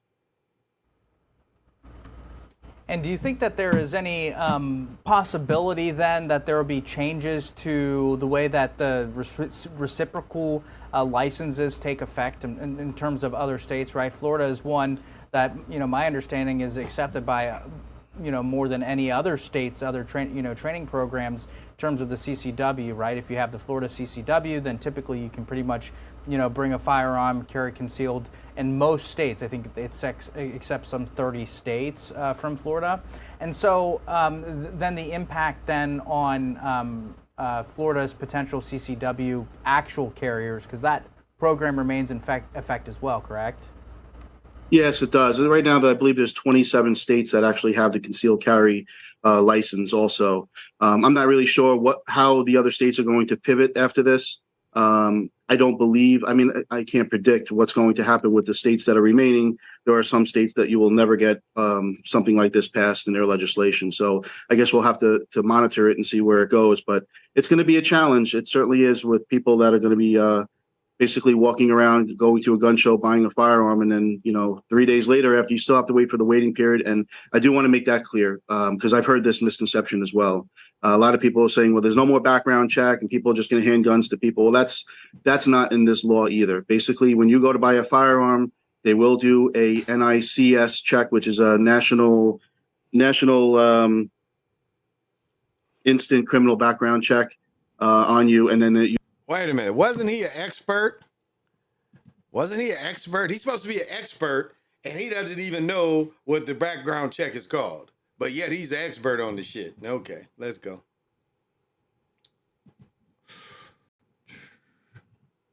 You also have to wait for the 3-day waiting period as well in order to get the firearm given to you. So there is a little bit of protection there, but I guess we'll have to see where this goes. As more states move towards this constitutional carry type of law, we know Indiana, Ohio, and a number of other states have implemented similar policies. Where do you think then this stands in terms of some of the issues of gun violence that we have, as well as gun violence not just only aimed at police, but also aimed at members of the general public? So I believe that the mentality of this bill, this bill wasn't created with malice. I believe that this bill also had some thoughts in it of, more guns equals less crime. So as a deterrent factor, so to speak. So, before someone goes and robs somebody or carjacks them or assaults them, they may think twice, because now that person may most likely have a firearm on them to protect themselves. So I think that's a big part of what the concept of this bill was, besides, the Second Amendment and all. But I think that's going to be a big factor in it, but it may not always be effective, obviously.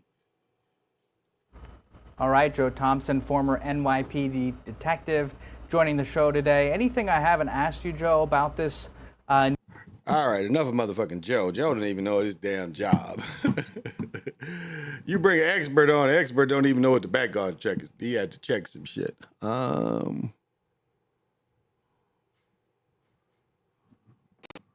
Let's see. Like, this state is really cool. Yeah, most Western states are gun. And this state, you can steal ghost guns. You can still print out a rifle, pistol, whatever. Sales from one individual to the other is still legal. So if you come to me and you want to buy a gun, and I can sell you a gun with no background check or anything. If I look at you and you look right, I probably wouldn't sell you a gun. But anyway, I could. I could sell you a gun. So whatever your state laws are, abide by them, I guess. But I thought that was interesting. Saw that this morning.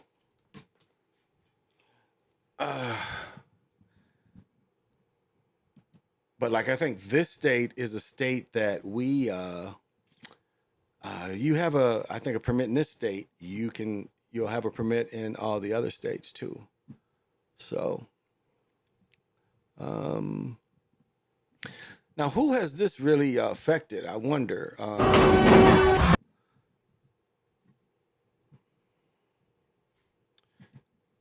Because we know this came down the pipe, and are you affected by this? Because there is wants to design wedding websites can refuse to work with same-sex couples. The court ruled 6-3 for designer Lori Smith, despite a Colorado law that bars discrimination based on. My pleasure. Good morning. Good morning. So first off, your thoughts here on this ruling coming down. Okay, let's I'm sorry. Wedding websites can refuse to work with same-sex couples.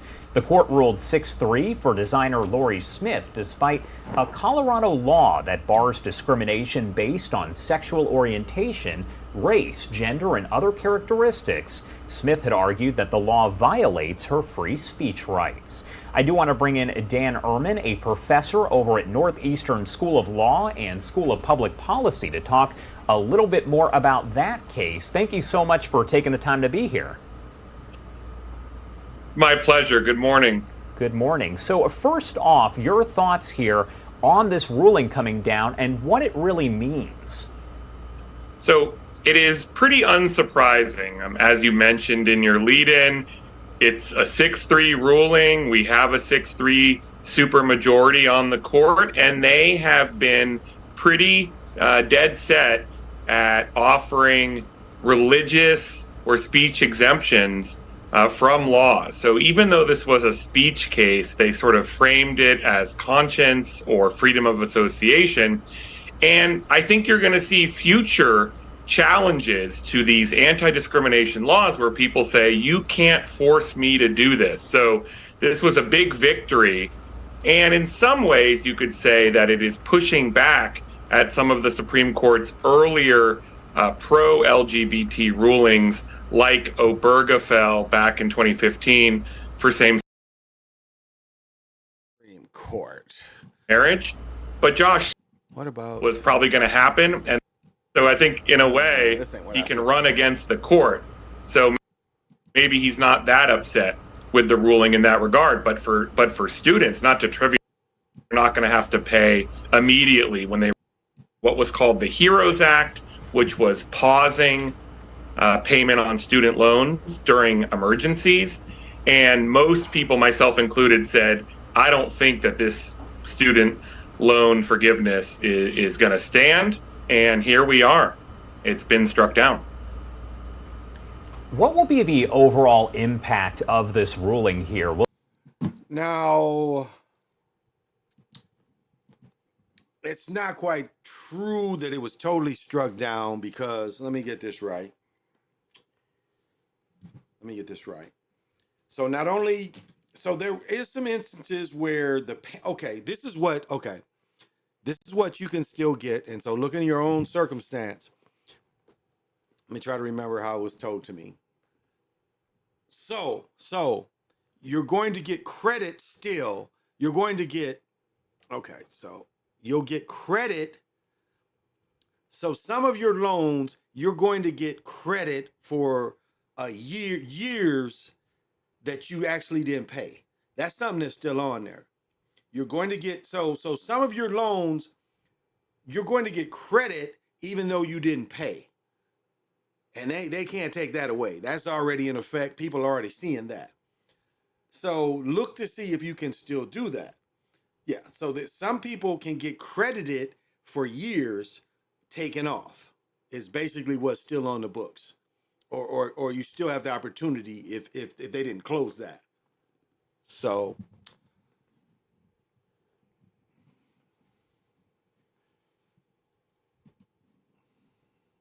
will it have a real impact in America for, let's say, former students who have quite a bit of debt?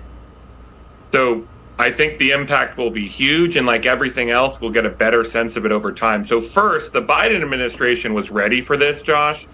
They actually are now creating a 90-day grace period. In other words, they realize this was probably going to happen, and they want people to know that they're not going to have to pay immediately when they resume the billing. Number two is the political question, Josh. I mean, is Biden going to say to the country, I tried to waive debt, and this conservative Supreme Court is keeping me from doing it? Vote for me if you want to change the court or if you want policy. What did he say? Vote for me and I'll set you free. He's like this, right? So I think in a way he can run against the court. So maybe he's not that upset with the ruling in that regard. But for students, not to trivialize it at all, yes, a lot of them thought that they were having debt waived, and now the bill collectors are coming back.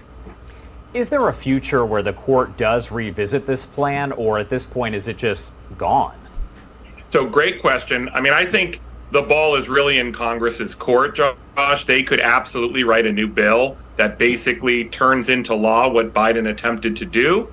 So I would say it's really, in that regard, up to Congress. The other option is that the Biden administration could use what's called the Higher Education Act from 1965. So this is another provision where they could waive the debt. They used kind of an emergency shortcut called the HEROES Act. So that's the other option, but that takes time.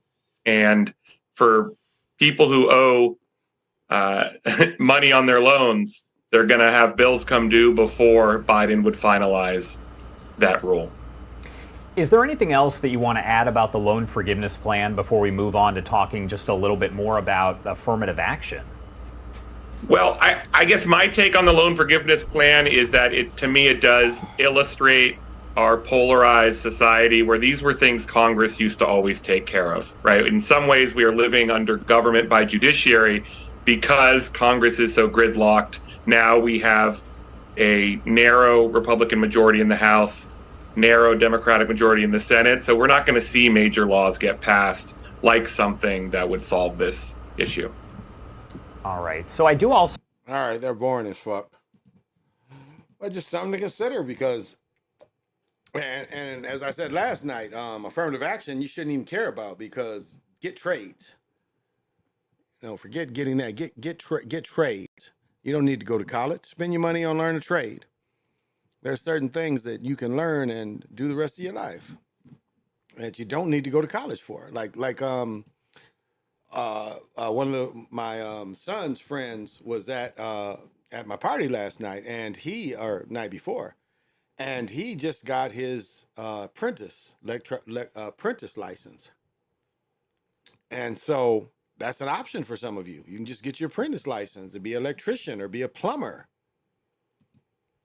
I mean, that's the main thing that helped me when I worked for the water department. It helped me learn how to be a plumber. Because I worked on the water side and the sewer side. And realistically, I mean, this is interesting. Realistically, if I'd have stayed there, I started working there at 21 or 22. If I'd have stayed there 30 years, I could have retired at 32. Or 52, excuse me. I could have retired back in 12 instead of 15. But with them, it would have been full benefits, full health coverage, pension. They had pension. But I couldn't stand living down there. Oh yeah, I forgot about this one. I want to show this one. I want to show this one. I forgot about this one, y'all.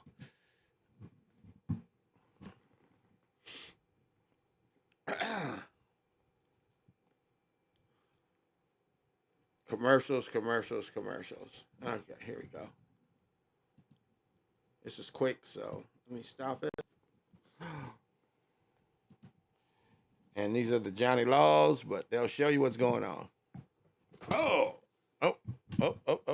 It's quick. Hey, in Brooklyn Park. Again, Brooklyn Park, where we had the young man. State Patrol is looking. And we've had several things. We had a young man killed in Brooklyn Park because it's Brooklyn Park, Brooklyn Center. They're all kind of together. State Patrol is looking into what caused a scary-looking rollover crash today in Brooklyn Park. This traffic video shows the car heading down Highway 169 just before 6:30 tonight. You can see the car veer into the ditch roll into oncoming traffic on the other side of the highway. When we zoomed in, you can see someone walking away from the crash. We've highlighted them right there, and later a group of other people on the road coming to help. Troopers say 2 people were in the car at the time. Both were taken to the hospital for treatment, but are expected to be okay. Damn, what happened there? What happened there? Didn't say if they were drunk driving or nothing. Just motherfuckers just rolled over a car. That's you don't see that every day.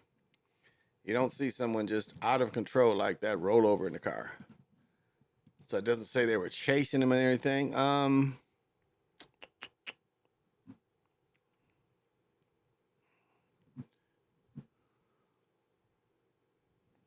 There we go.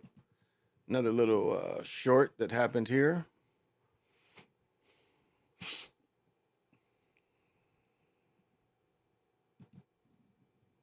As we come on the air tonight, we're working to learn more about a SWAT team response happening right now in North Minneapolis.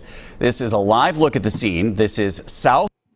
And North Minneapolis is where all the colored fellas live, but there's more Europeans over there than colored fellas, but okay. And I mean, look at this neighborhood. I mean, this house looks very, that house is stiff. I mean, but look at this. This is trimmed. This needs cut, but it's not bad. It's not bad. The tornado killed all these trees. One beautiful thing about all the neighborhoods used to be is like all the neighborhoods were under a canopy. And when the tornado came in at 14 or 15, it tore all these trees down. So you don't see a canopy here anymore. But let's go. South of Como Avenue. And we've learned that police are blocking off roads in the Como neighborhood near Weeks Avenue Southeast. Our photojournalist on the scene says he saw an armored vehicle arriving. You can also see officers there. MPD has one of their SWAT trucks. Earlier we saw a K9 unit as well as one of those SWAT tactical robots. We're going to continue to monitor this situation and bring you updates on this breaking story in this newscast and throughout the night online and streaming on. It wasn't shit else about it. It wasn't shit else about it. So you see the Great White North has its opportunities too. Oh, here we go. More Somalian independence. Don't know what Somalian independence is, but if they're independent, why do they live here? But I want to hear what she says about Somali independence, because why is she here? Man, this dude just stays dressed up. Mike Durenberger, Somali independence. He stays dressed cheap. This is like, man, this look like Woolworths or some shit. This is, oh. Yeah, he loves Macy's. This is a Macy's suit. But let's hear what he got to say. State Festival is underway in Minneapolis. Photojournalist Mike Durenberger stopped by to show us how there's something there for everyone to enjoy. July 4th. This is our July 1st. Setting up the tent. We're gonna make some stuff louder. As a Somali American, I spent most of my life in Minnesota, so to see this type of celebration for our country and our heritage means a lot. This is our flag, Somali flag. We consider Minneapolis Little Mogadishu, so I think Somalis play a vital role in the vibrancy of. She said a little Somali issue. That's Black Hawk Down. That's Black Hawk Down, and we know that their family lost. That's why they're here. These people were getting slaughtered because they was working for them peoples. They was working for the Europeans, and so, I mean, that's, you got, like look at Vietnam and look at the countries where you have your own people working for the people that's trying to kill the people. So what do you do in retribution? You start murking them. We saw it in Cuba, we saw it in Vietnam, and that's why the Somalians are here. The family lost. The family that was helping them peoples, our peoples, the U.S. Europeans, and that's why they're here. So what are they celebrating? If they're independent, why don't they go back? Go back home. Why they got to stay here? Of our state, in our economy, in every aspect of it. So to come here and share our culture, our food, our traditions, our songs, I think it's something that appeals to most Minnesotans. Somalia was divided into 2 states. One was governed by the Italians in the south, and the north was governed by the British. So the north initially got its independence first, and then decided to join forces with the South and unify our country on the 1st of July. Happy holiday. Today is the best day ever. 63 years anniversary. Anyone living in Minnesota, welcome to Carmel Mall today and welcome to Lake Street. We're going to celebrate like we do all the years. We are happy. If you want to come here and interact with the community, if you're running for an office and you want to meet your constituents, basically every aspect of our community is out here and is on display. The festival is expected to attract 40,000 attendees. Let's look some of this shit up. So she said they were North and South.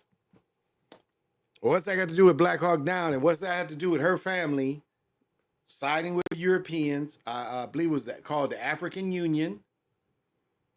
Now maybe I'm forgetting, but I think it was the African Union that these Somalians joined to try to overthrow the other people, the other tribe, and they lost. And that's why they're here. So it's like the Mexicans. The Mexicans celebrate Cinco de Mayo, but when have they ever, I mean, that is silly.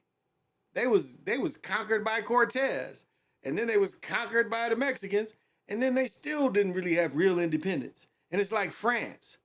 France celebrates when the queen got her head cut off, but they don't. What independence did you have? Them Nazis. Less than 100 years, them Nazis was in control for 5 or 6 years. So how are they, how did they celebrate 100 years of celebration? Within them 100 years, it was some years them Nazis was in charge. So this is a fake celebration. This is a fake celebration. Yeah, this is a fake celebration. Oh, we've been following this one. Okay. I said about that. I think I already commented about that. And this one's sad. This one's sad. At 2 men and a... This is sad.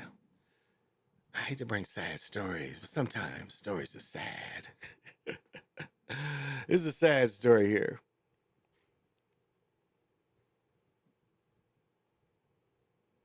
All right.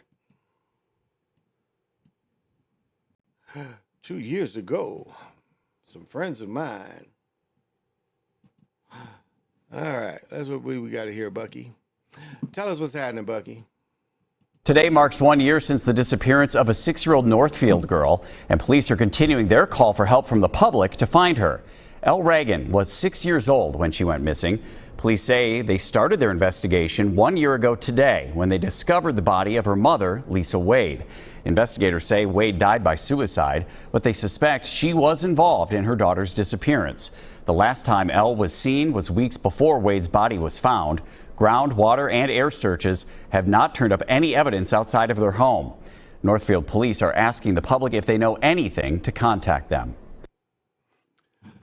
And remember, Northfield, if you don't know what Northfield was, that's where the Jesse James robbery went. Let me do a search here.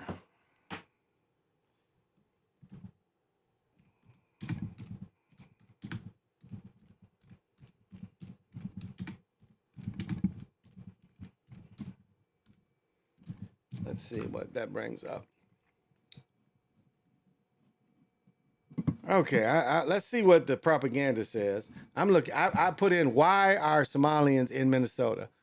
They chose Minnesota because of the social networking, the social networks, education, and employment opportunities. Okay, they gave them, before they had computers running the garages, the Somalians got the garages.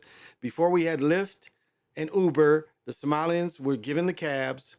Each mother or each head of household was given 50 grand and automatic Section 8, no waiting. Let's see. More recently have come because they have recognized community here with Somalian shops, la, la, la. Let's see what this gives us.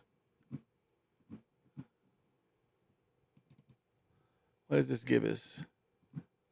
Somalian, 70,000. Yeah, 40% ancestry.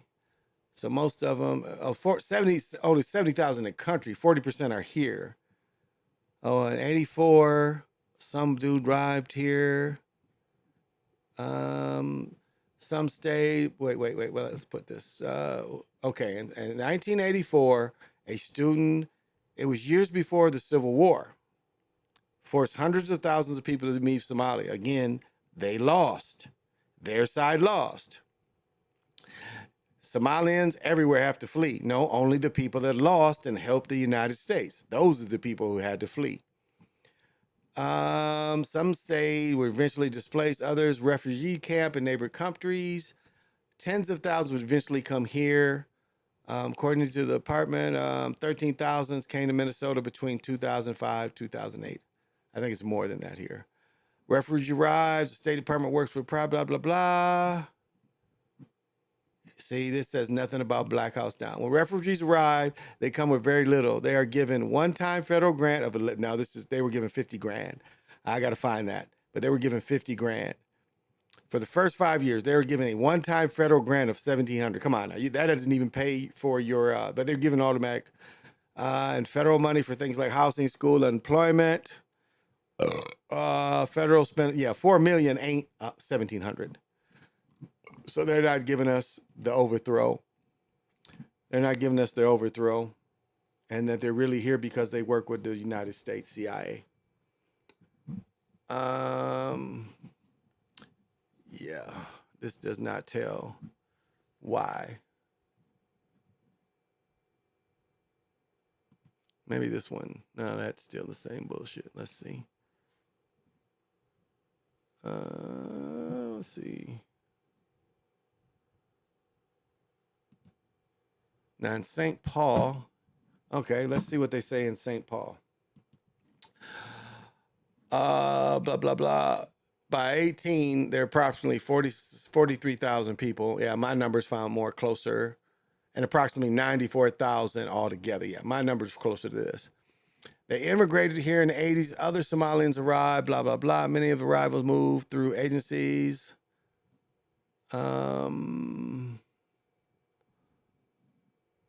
This doesn't tell anything about the war.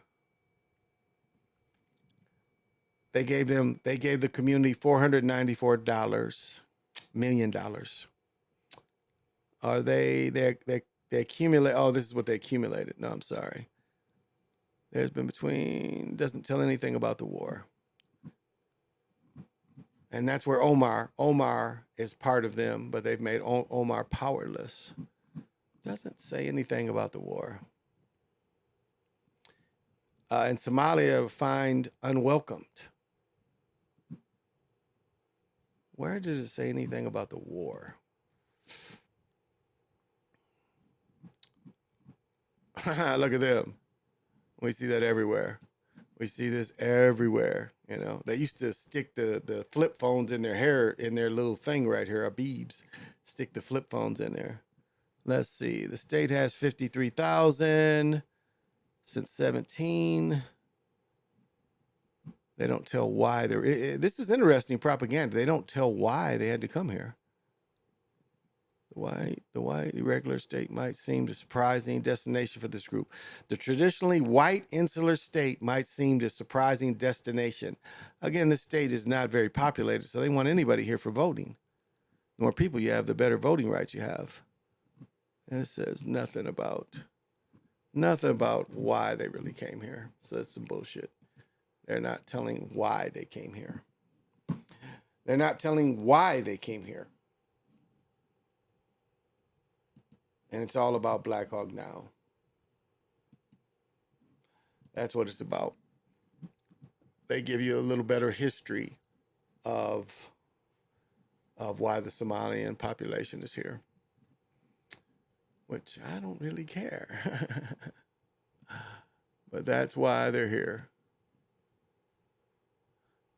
I've only seen a few cute Somalian women. Not very many. Not very many.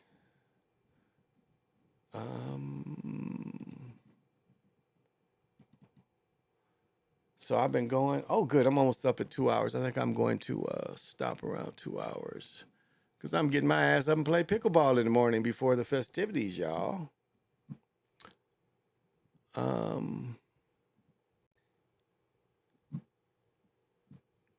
Definitely want to do that. And, it's funny, ESPN with Jalen Ware Wig Rose got fired, which is not unexpected. He bowed down. He should have never bowed down. At least Shannon Sharp didn't bow down. He stood on something. He brought up some good points, and then they made him pay for it. Where is this? Okay, well, we got all kind of folks up here, so we've got all kind of festivals going. This is another group of people that's here. And again, they brought the people here because of voting rights, nothing else. And now, most of northern Minnesota with the jobs that people don't want to do, the dairy jobs, the hard, dirty jobs, we know that the brown people from the South are doing those jobs. But this is part of what's up here too.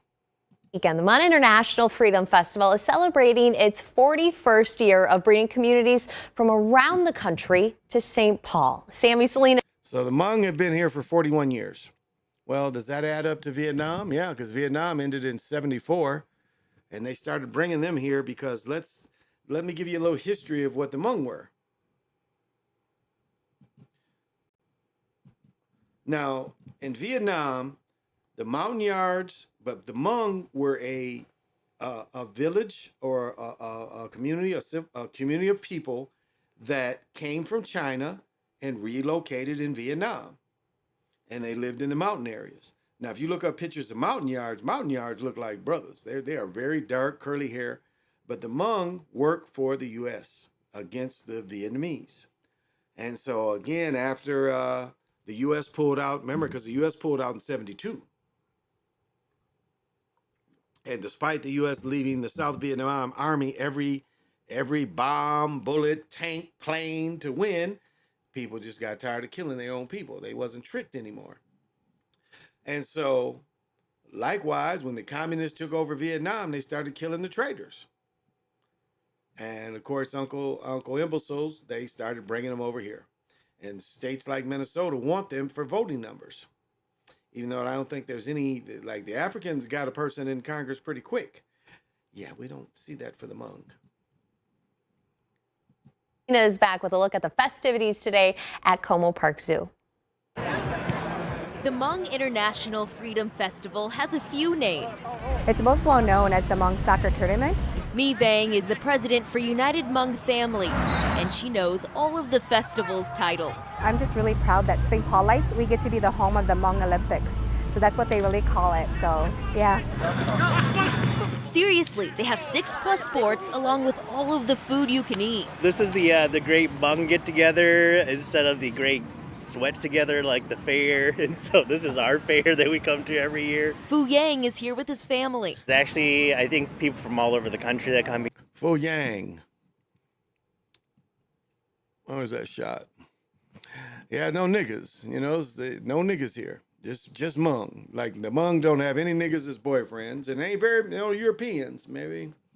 Yeah. Okay. Let's go. Fu Yang is here with his family. Actually, I think people from all over the country that come here, different players come from all over the different states.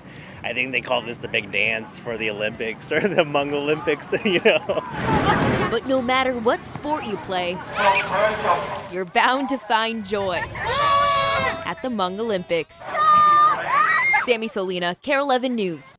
So you could come here and you could have went to the Hmong Olympics.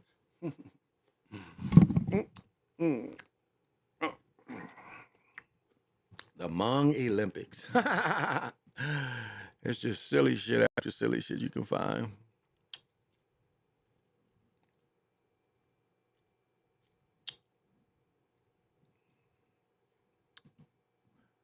Cartier friends with the.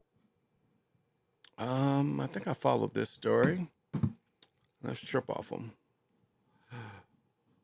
Let's trip off them. How long is this? Then I guess I can start philosophizing on this full moon. Tonight, this man, Joseph Jorgensen, is in the Ramsey County Jail charged with murdering and dismembering his girlfriend after she vanished weeks ago. Danny Spiewak has details on the charges and the possible connection to another woman who vanished. Now he looks stiff. I don't like this ugly checkerboard, but this is stiff. This fits him well. Okay, let's go. 2 years ago. Danny? For more than 2 months, friends and family have been looking for 34-year-old Manny Starren.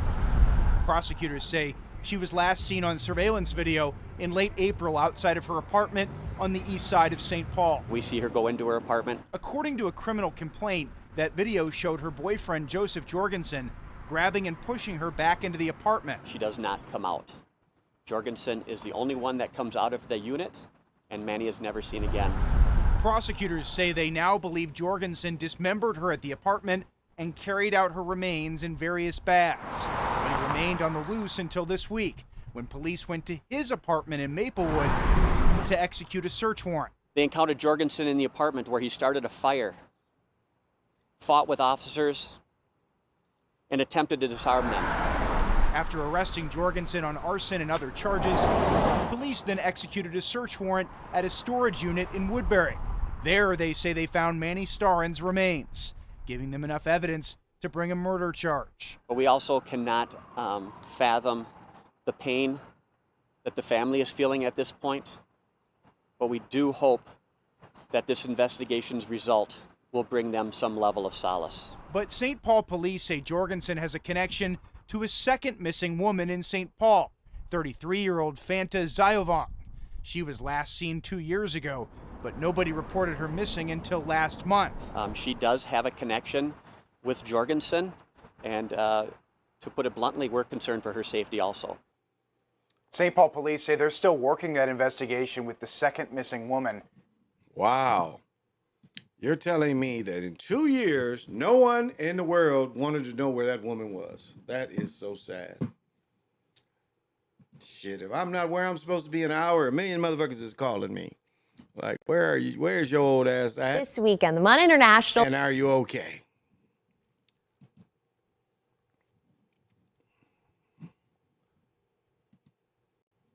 Yeah, I gotta, let's see.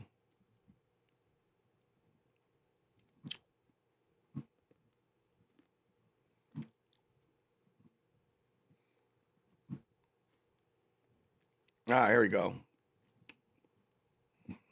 I think this is for everybody around the country is going to see something similar.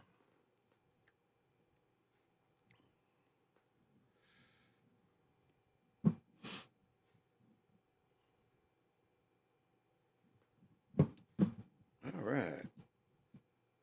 I think this is everywhere.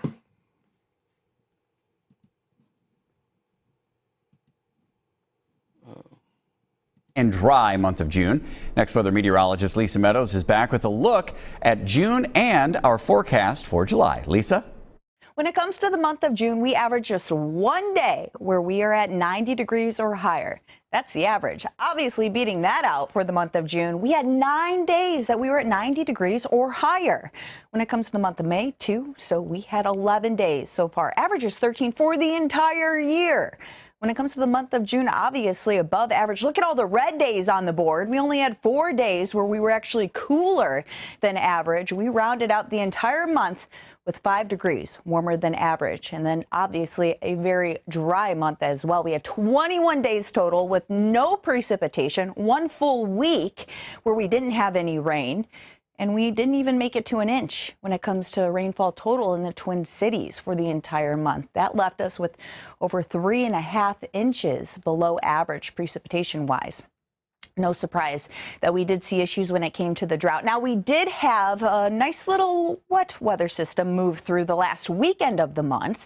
That brought 1/2 inch to 2 inches of rainfall for some locations, but we still saw an increase with the moderate drought across southeastern Minnesota, and that does encompass a good portion of the metro area when it comes to that drought monitor. We did see the severe drought and abnormally dry conditions stay about the same. So what's the forecast as we continue to go throughout the month of July?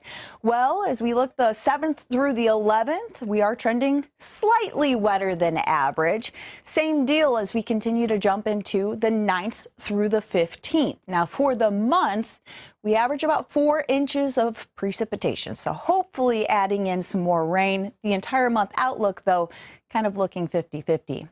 Now let's talk temperature.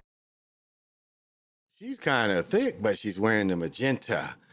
But yes, it's going to be hot and it ain't going to be a whole bunch of rain. So I can dig it. I can dig it. I had to pee anyway. Sorry about that. I had to pee, so. Okay, I'll philosophize until I stop. 2K basketball. Yeah, Devontae, you said that last night. Thank you for joining me. Devontae, I'm gonna have to give you my son's handle. Got to have vision. And Jalen and Sue, thank you for joining. And I know. Got to have vision. Yeah, I got Devontae, I got to get you hooked up with my son. He'll whip your ass in some 2K1. He'll play that. So I got to find his name, and I'll have it tomorrow. Well, I think this is going to be it. I don't think I'm going to drop off. If I get off now, shit, I can get up at 8. And I'm playing pickleball before I'm going swimming tomorrow. So let me see. Gosh, I had broke something down I said last night about, see if I can remember, about astro traveling and remote viewing. See if I can remember. Kind of worked something out as I was driving today. I'd kind of worked something out. I don't know. It's kind of past me. But nothing takes the place of meditating, of knowing yourself, of practicing your spiritual practices, your altars. It's a constant ad. It's a constant working on your spiritual self. And in some ways, this is the least thing that you're taught how to do. Because when it comes to spirituality, they want to tell you just to be religious. They're like, well, if you be religious, that's spiritual. And that's not necessarily, most religions are not spiritual. Now, if you're a Christian and a Catholic, the problem I have is you don't really understand what they worship. Especially Catholics really don't understand what they worship. You worship something that you don't even understand what it is. What the Pope is in the Vatican, you don't even understand it. You're blindly, and that's the thing with faith. That what do they tell you? To believe in God, you got to have blind faith. Just the believers, you got to believe, and you should never believe in anything. And again, I disagree with the Gipper. You should know because it's innate. Spirituality is already in you, just like you're magical. They try to just show that women have the magic. Women have intuition. Men have gut feelings. But yet these come from spiritual aspects. Gut feeling, intuition is basically the same thing, and we all have that. And it goes into tuning what ability you have. And I can't tell you what this is, what ability you have. We are spiritual beings, and meditation is our evolution. Well, it's taking the ladder. They talk about Jacob's ladder. That's what they're talking about. It's like, as I was saying, the remote view, you still have to make the trip there. And making the trip there, you use a light body. I know I called it a ghost, but it's actually you just use your light body. And that's your consciousness. It's like when you meditate and you're just astral traveling, your consciousness is astral traveling. I mean, because of our understanding of 3D, we think the body is astral traveling, and actually the body is sitting there. And what's beautiful, and even if you film yourself meditating, you'll know the body starts breathing more efficiently if you're meditating. Like when you're deep in meditation, your body is very efficiently breathing. It doesn't need the consciousness to tell you. And that's the danger of Alzheimer's. Alzheimer's tells all that shit to stop. That's what kills you. When you get to fully, it tells everything to stop working.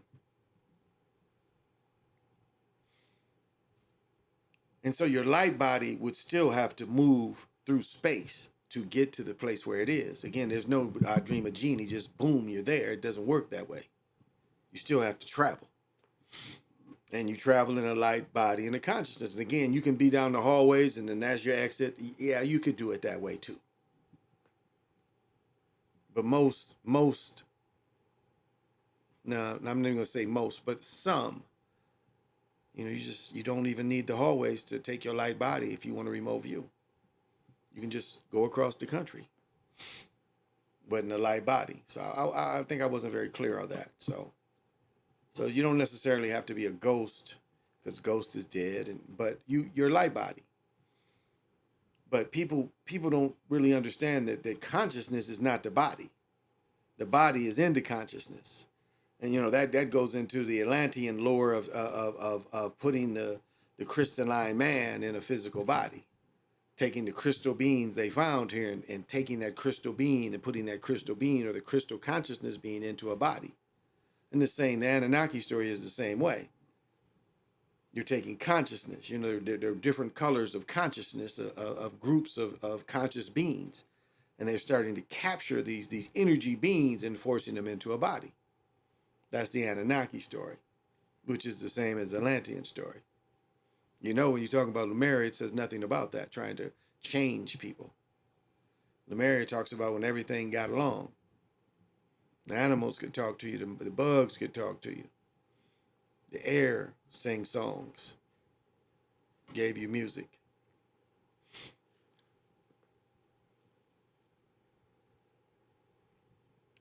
So you are your consciousness. Let your conscience be your guide. And that's what would move through space-time, and that's what never goes away. Death doesn't kill consciousness. And consciousness is, and really life after death is taking consciousness into memory. And realizing what you were before, where you were before you were born. And if you know all that, then death is not that death comes easy, but you're not afraid of it. Because you know that where you're going, you're welcomed and you've been there, and it's just time to transition. And that goes into, when it comes time to sit with the source or sing with the source. I get that from the Gnostic Bible. I think it's called the Gospel of Prometheus or some shit like that. Palmadilis or some shit. But that's what it says in the end, is you get to be one with the source. You get to, make that vibration with the source. Sing, they say you sing with the source, but that's a vibration.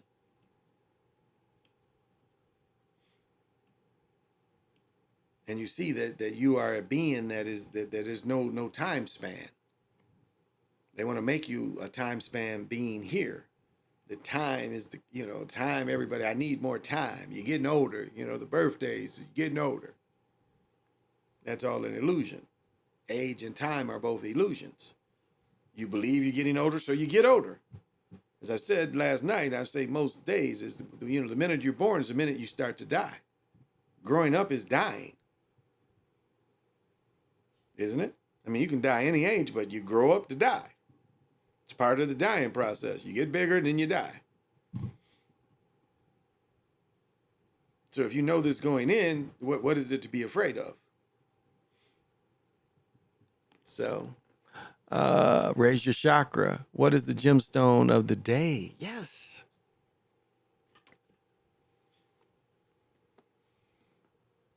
Well, since I've got it right here, but I'll get a little funky. I'll grab one of these other ones. I don't think I have a card for this. Let's see. If I have a card for this one, I don't think I do. But I don't have the card, but I have the stone.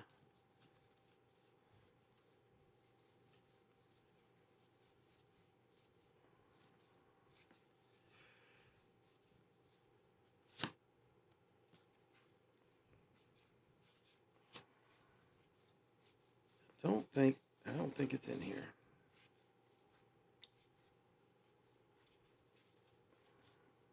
Because I was going to cheat if it's in here. But it's not in here. I've got others that reference. Nope, it's not in this deck. All right, that's all right. Yeah.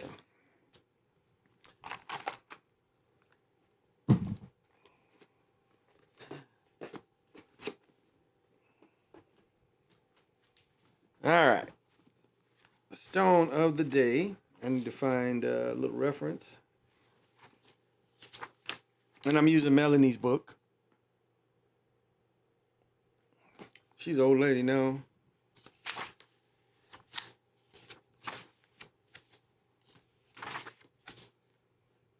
Right here. Okay. And the stone is azurite. And this is a blue stone. And I send the azurite energy out to everyone. It is known as the stone of heaven. It stimulates the pursuit of heavenly self, providing for guidance via the third eye for the precise visualization of psychic experience. It awakens the development of the psychic self and provides for insight into all areas of one's life. It promotes the recognition of intuitive information, which is the relevant to the loving ways to further the talents. It is the great benefactor, controlling the flow of energy and emitting precisely the amount of energy required for any situation. It enhances ability and helps to implement indecision and worries. Helps to eliminate indecision and worries which are quietly aggravating the lack of one's mind. One simply holds the azurite and asks to have troublesome thoughts evaporate. The form of azurite noodle is excellent for stimulation of the third eye and the intuitive. They're talking about little stones. They got little stones that are blue little stones. It can work well with the sacral chakra and the heart chakra, allowing for the recognition and manifestation of the story of the good, enhances creativity, and mellows the intellect with love, helps one to maintain communication. So, and you can get this in gem quality too.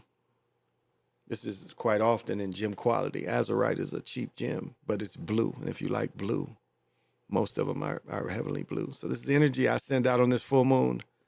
So what time is it? Yeah, I got to go. So y'all, thank you for joining me. I appreciate it. Give this azurite out. The peak of the full moon is my time 8:30. So the peak, if you really want to, peak and put your stones out and let them get washed by the moon, the prime time, it's 7:30 Eastern. So in a few hours is going to be the peak of the full moon. But as I've said many times, the full moon lasts 4 days before and 4 days after. That's how it builds up. And that's how, you catch into manifesting. So even if you don't get up at that time, but if you are up at that time, take your stones out, let the full, because even though it's going to be daytime, the full moon energy is still peaking. And so they're going to get kissed regardless of the moon. And now in this weird moon, you see the moon in the daytime, which you never used to do. Which if you read science, is not supposed to happen. But in this modern world, all of a sudden you can see the sun and the moon at the same time. Child don't ever remember that. But for those of you that do want to, manifest, it's a great time to manifest. Because, what you have now is, in the last full moon, we're looking at the birth of things. The beginning of June is the birth of things. And now, we're going into the middle harvest. We have the late harvest in October or September. But right now we have the strawberries and things like that. And it's called the buck moon because the antlers start coming out of the bucks that they rubbed off and lost during the winter. So I am going to sign off. Tomorrow is Monday night. I don't know what time I'm getting home tomorrow. I'm going to a big party. We're going to probably be swimming and partying all day. If I get home in time, I'll come on tomorrow night because I'm definitely not coming on 4th of July. But maybe tomorrow, because I'm going to play pickleball in the morning. And then after pickleball, and let me tell you, I played pickleball with my new racket and my new shoes. What are the shoes called? Vaporizers, Nike Vaporizer. They're the tennis shoe, like playing tennis. And the shoes are the bomb. And my new racket is slightly heavier. And I played when you play one-on-one pickleball, it is a more workout. It is a harder game than playing with two people. But the great thing about playing one-on-one is you can get your shots in. And that's all I really wanted to do. As I said before, I'm going to play 3 to 4 days hard, and then I'm going to teach the other days. But I as teaching, I can still get my shots in, And it's, work on there, lifting weights, lifting the rope, all the things in trying to work out. You dig? trying to work out and trying to keep a healthy. I mean, as I said before, playing today, I got my beat up to 170 something beats per minute. This is working your heart. This is making all this shit go. And that's why you want to, you want to move, and you want to move in a brisk way that you value, make your heart beat. And it was hot. We was playing out there. It was 88 degrees. And when I was facing the sun, it was whooping my ass. But I knew the dude couldn't beat me. But it wasn't a matter of beating him. It was like I had the dude up. I had the dude up like 8-0, and I really didn't want him to skunk him. So I hit a couple long. So I didn't beat him. I didn't pickle him, because it's called pickling. If you beat somebody 11-0, it's called pickling. I really wasn't trying to do that. I just really wanted to hit the ball back. I wanted him to hit it back so I could get some shots. But ambidextrous is a motherfucker. I mean, I don't know if you just understand how you want to think. And I love that I'm ambidextrous, because that is using both spheres of your mind, both sides of your mind you're using. And even if you're not that, pickleball can still make you have quick decisions as you get older and you're not really tearing up your body. It's funny, there's an article they put on that, all the injuries from it. I fell down, I fell down the other day. Look, it's still bruised like a motherfucker. But my arm is okay. And now I know I can hoop, because if I can fall down doing that shit, I know I can fall down hooping. And so, as you get older, you can it's a way to make yourself stronger. It's a way to be active. And it's a way not to, it's perfect for people that hooped. And I'm sorry I always give that inference, but I'm an ex-hooper. So it's perfect for people that are competitive and want to hoop, and you want to be active. Now, if you can still play tennis with somebody, that's great. But if you want to find something it's literally like this, y'all. If you find 4 people, you can play for hours at your level. You can get literally 120 minutes of exercise with just 4 people. And you can do this all day, depending on your level. You can just play back and forth with these 4 people. And it's a great exercise. And what most of the older folks here do is we play in the morning, had the rest of the day. I'm going to play in the morning, go in the city for a minute, go get my son, and then we heading out to, my brother-in-law's, where we having the party. We doing our 4th party today. We're not doing it Tuesday. Because my brother-in-law got to work today. And so he would rather have tomorrow just to lounge around. And we probably still going to end up going over there on the 4th as well. Just as not many people. And then my nephew, his graduation party is going to be next Sunday, and that's going to be bananas. His neighbor had a big party, and it was about 100 and some people. This party is going to be bananas. All my nephew's friends and his family, and it's a pool there. So, it's going to be bananas next Sunday. And I'll have my daughter with me. It'll be her time with my weekend with her. And I'm proud of her. She was away from her mother and myself for 2 weeks, and that's a big step for her. And that's, for us, it's like the longest she's ever been away from either one of us. But it's, we knew, girls mature. She'll be 12 in August. And, I don't show her pictures, like none of her pictures you can see on camera, Sly said, quit showing your children. That's a good point. I show my sons because my one son pops in on here, but them some big niggas, ain't nobody fucking with him. Even my gay son, ain't nobody fucking with him. That nigga's 6'6" and can hit hard. And his arms, he's got a 7-foot wingspan, and he can hit hard. So ain't nobody bothering him. He can shoot and he fight and all that shit. Ain't nobody bothering none of my sons. So, But I just do my thing while you do your thing. Whatever your thing is, just do it. Well, thank you. Thank you so much. So I'm going to get down. So if you don't see me tomorrow, the party lasted longer. But if I come on, I'll come on. So if not, I won't be back until, if I don't make it tomorrow, I won't be back until Thursday morning. Is that, no? Yeah, that's right. Take off Tuesday night, which is Wednesday morning. Yeah, I'll be back Thursday morning. So look for me in. Till we meet again. Give out the energy, the universal greetings. It's just, simple of sharing energy. That's what they want to share energy because you don't need words. You can literally just come up to somebody. You ain't even got to touch them. You just share it and you can feel their energy if you want to fuck with them or not. But we're taught, shake the Mason hand. but it's just high. But it's more than high. It's just, what is the energy?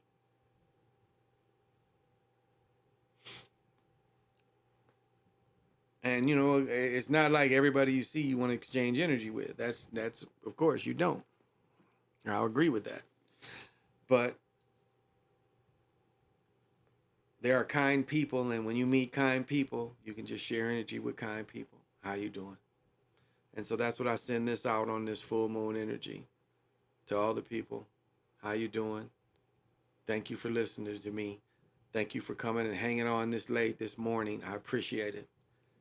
And, you people are spoiling me. I was only 350 year man, but now I'm up to the recent donations. I'm almost 500 a year. So I am the most successful person in the world that only makes $500 a year.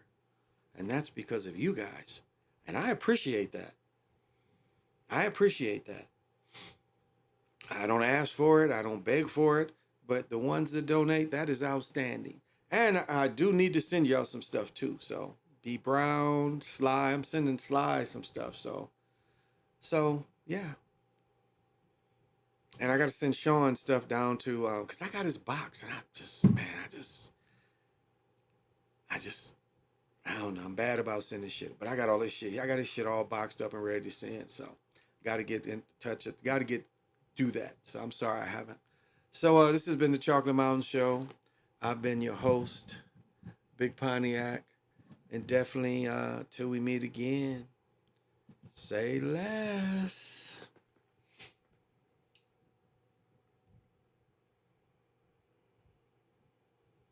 For what he has, he says that the only way that we can solve our problem is to unite. For what he has, he says that the only way that we can solve our problem is to unite. For what he has, he says that the only way that we can solve our problem is to unite. Off my dome, off my dome, off my dome, off my dome. Me and Bubba trying to rescue some kittens. Me and Bubba trying to rescue some kittens. This ain't loud enough. I'm still trying. Loud enough. Make my shit. I just left a light in this bitch. I just left. Fuck up. Move the fuck up. Fuck up. Fuck up. Move the fuck up. Move the fuck up. This ain't loud enough. This ain't loud enough. I'm still trying. Loud enough. You don't understand.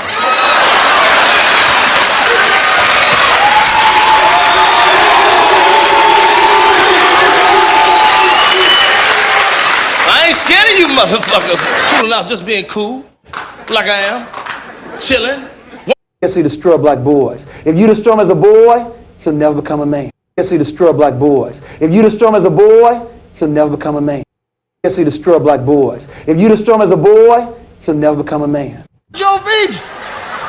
He looked down, seen his feet. The nigga went berserk, killed the monkey, threw the bat out the window, start kicking that bitch in the air. My eye, plus I'm in love with a bitch I can't stand. My eye, plus I'm in love with a bitch I can't stand. My eye, plus I'm in love with a bitch I can't stand. I mean TikTok. I mean TikTok. I mean TikTok. I mean TikTok. You're a philosopher? Yes. You're a philosopher? Yes. You're a philosopher? Yes. You're a philosopher? Yes. I think very deep.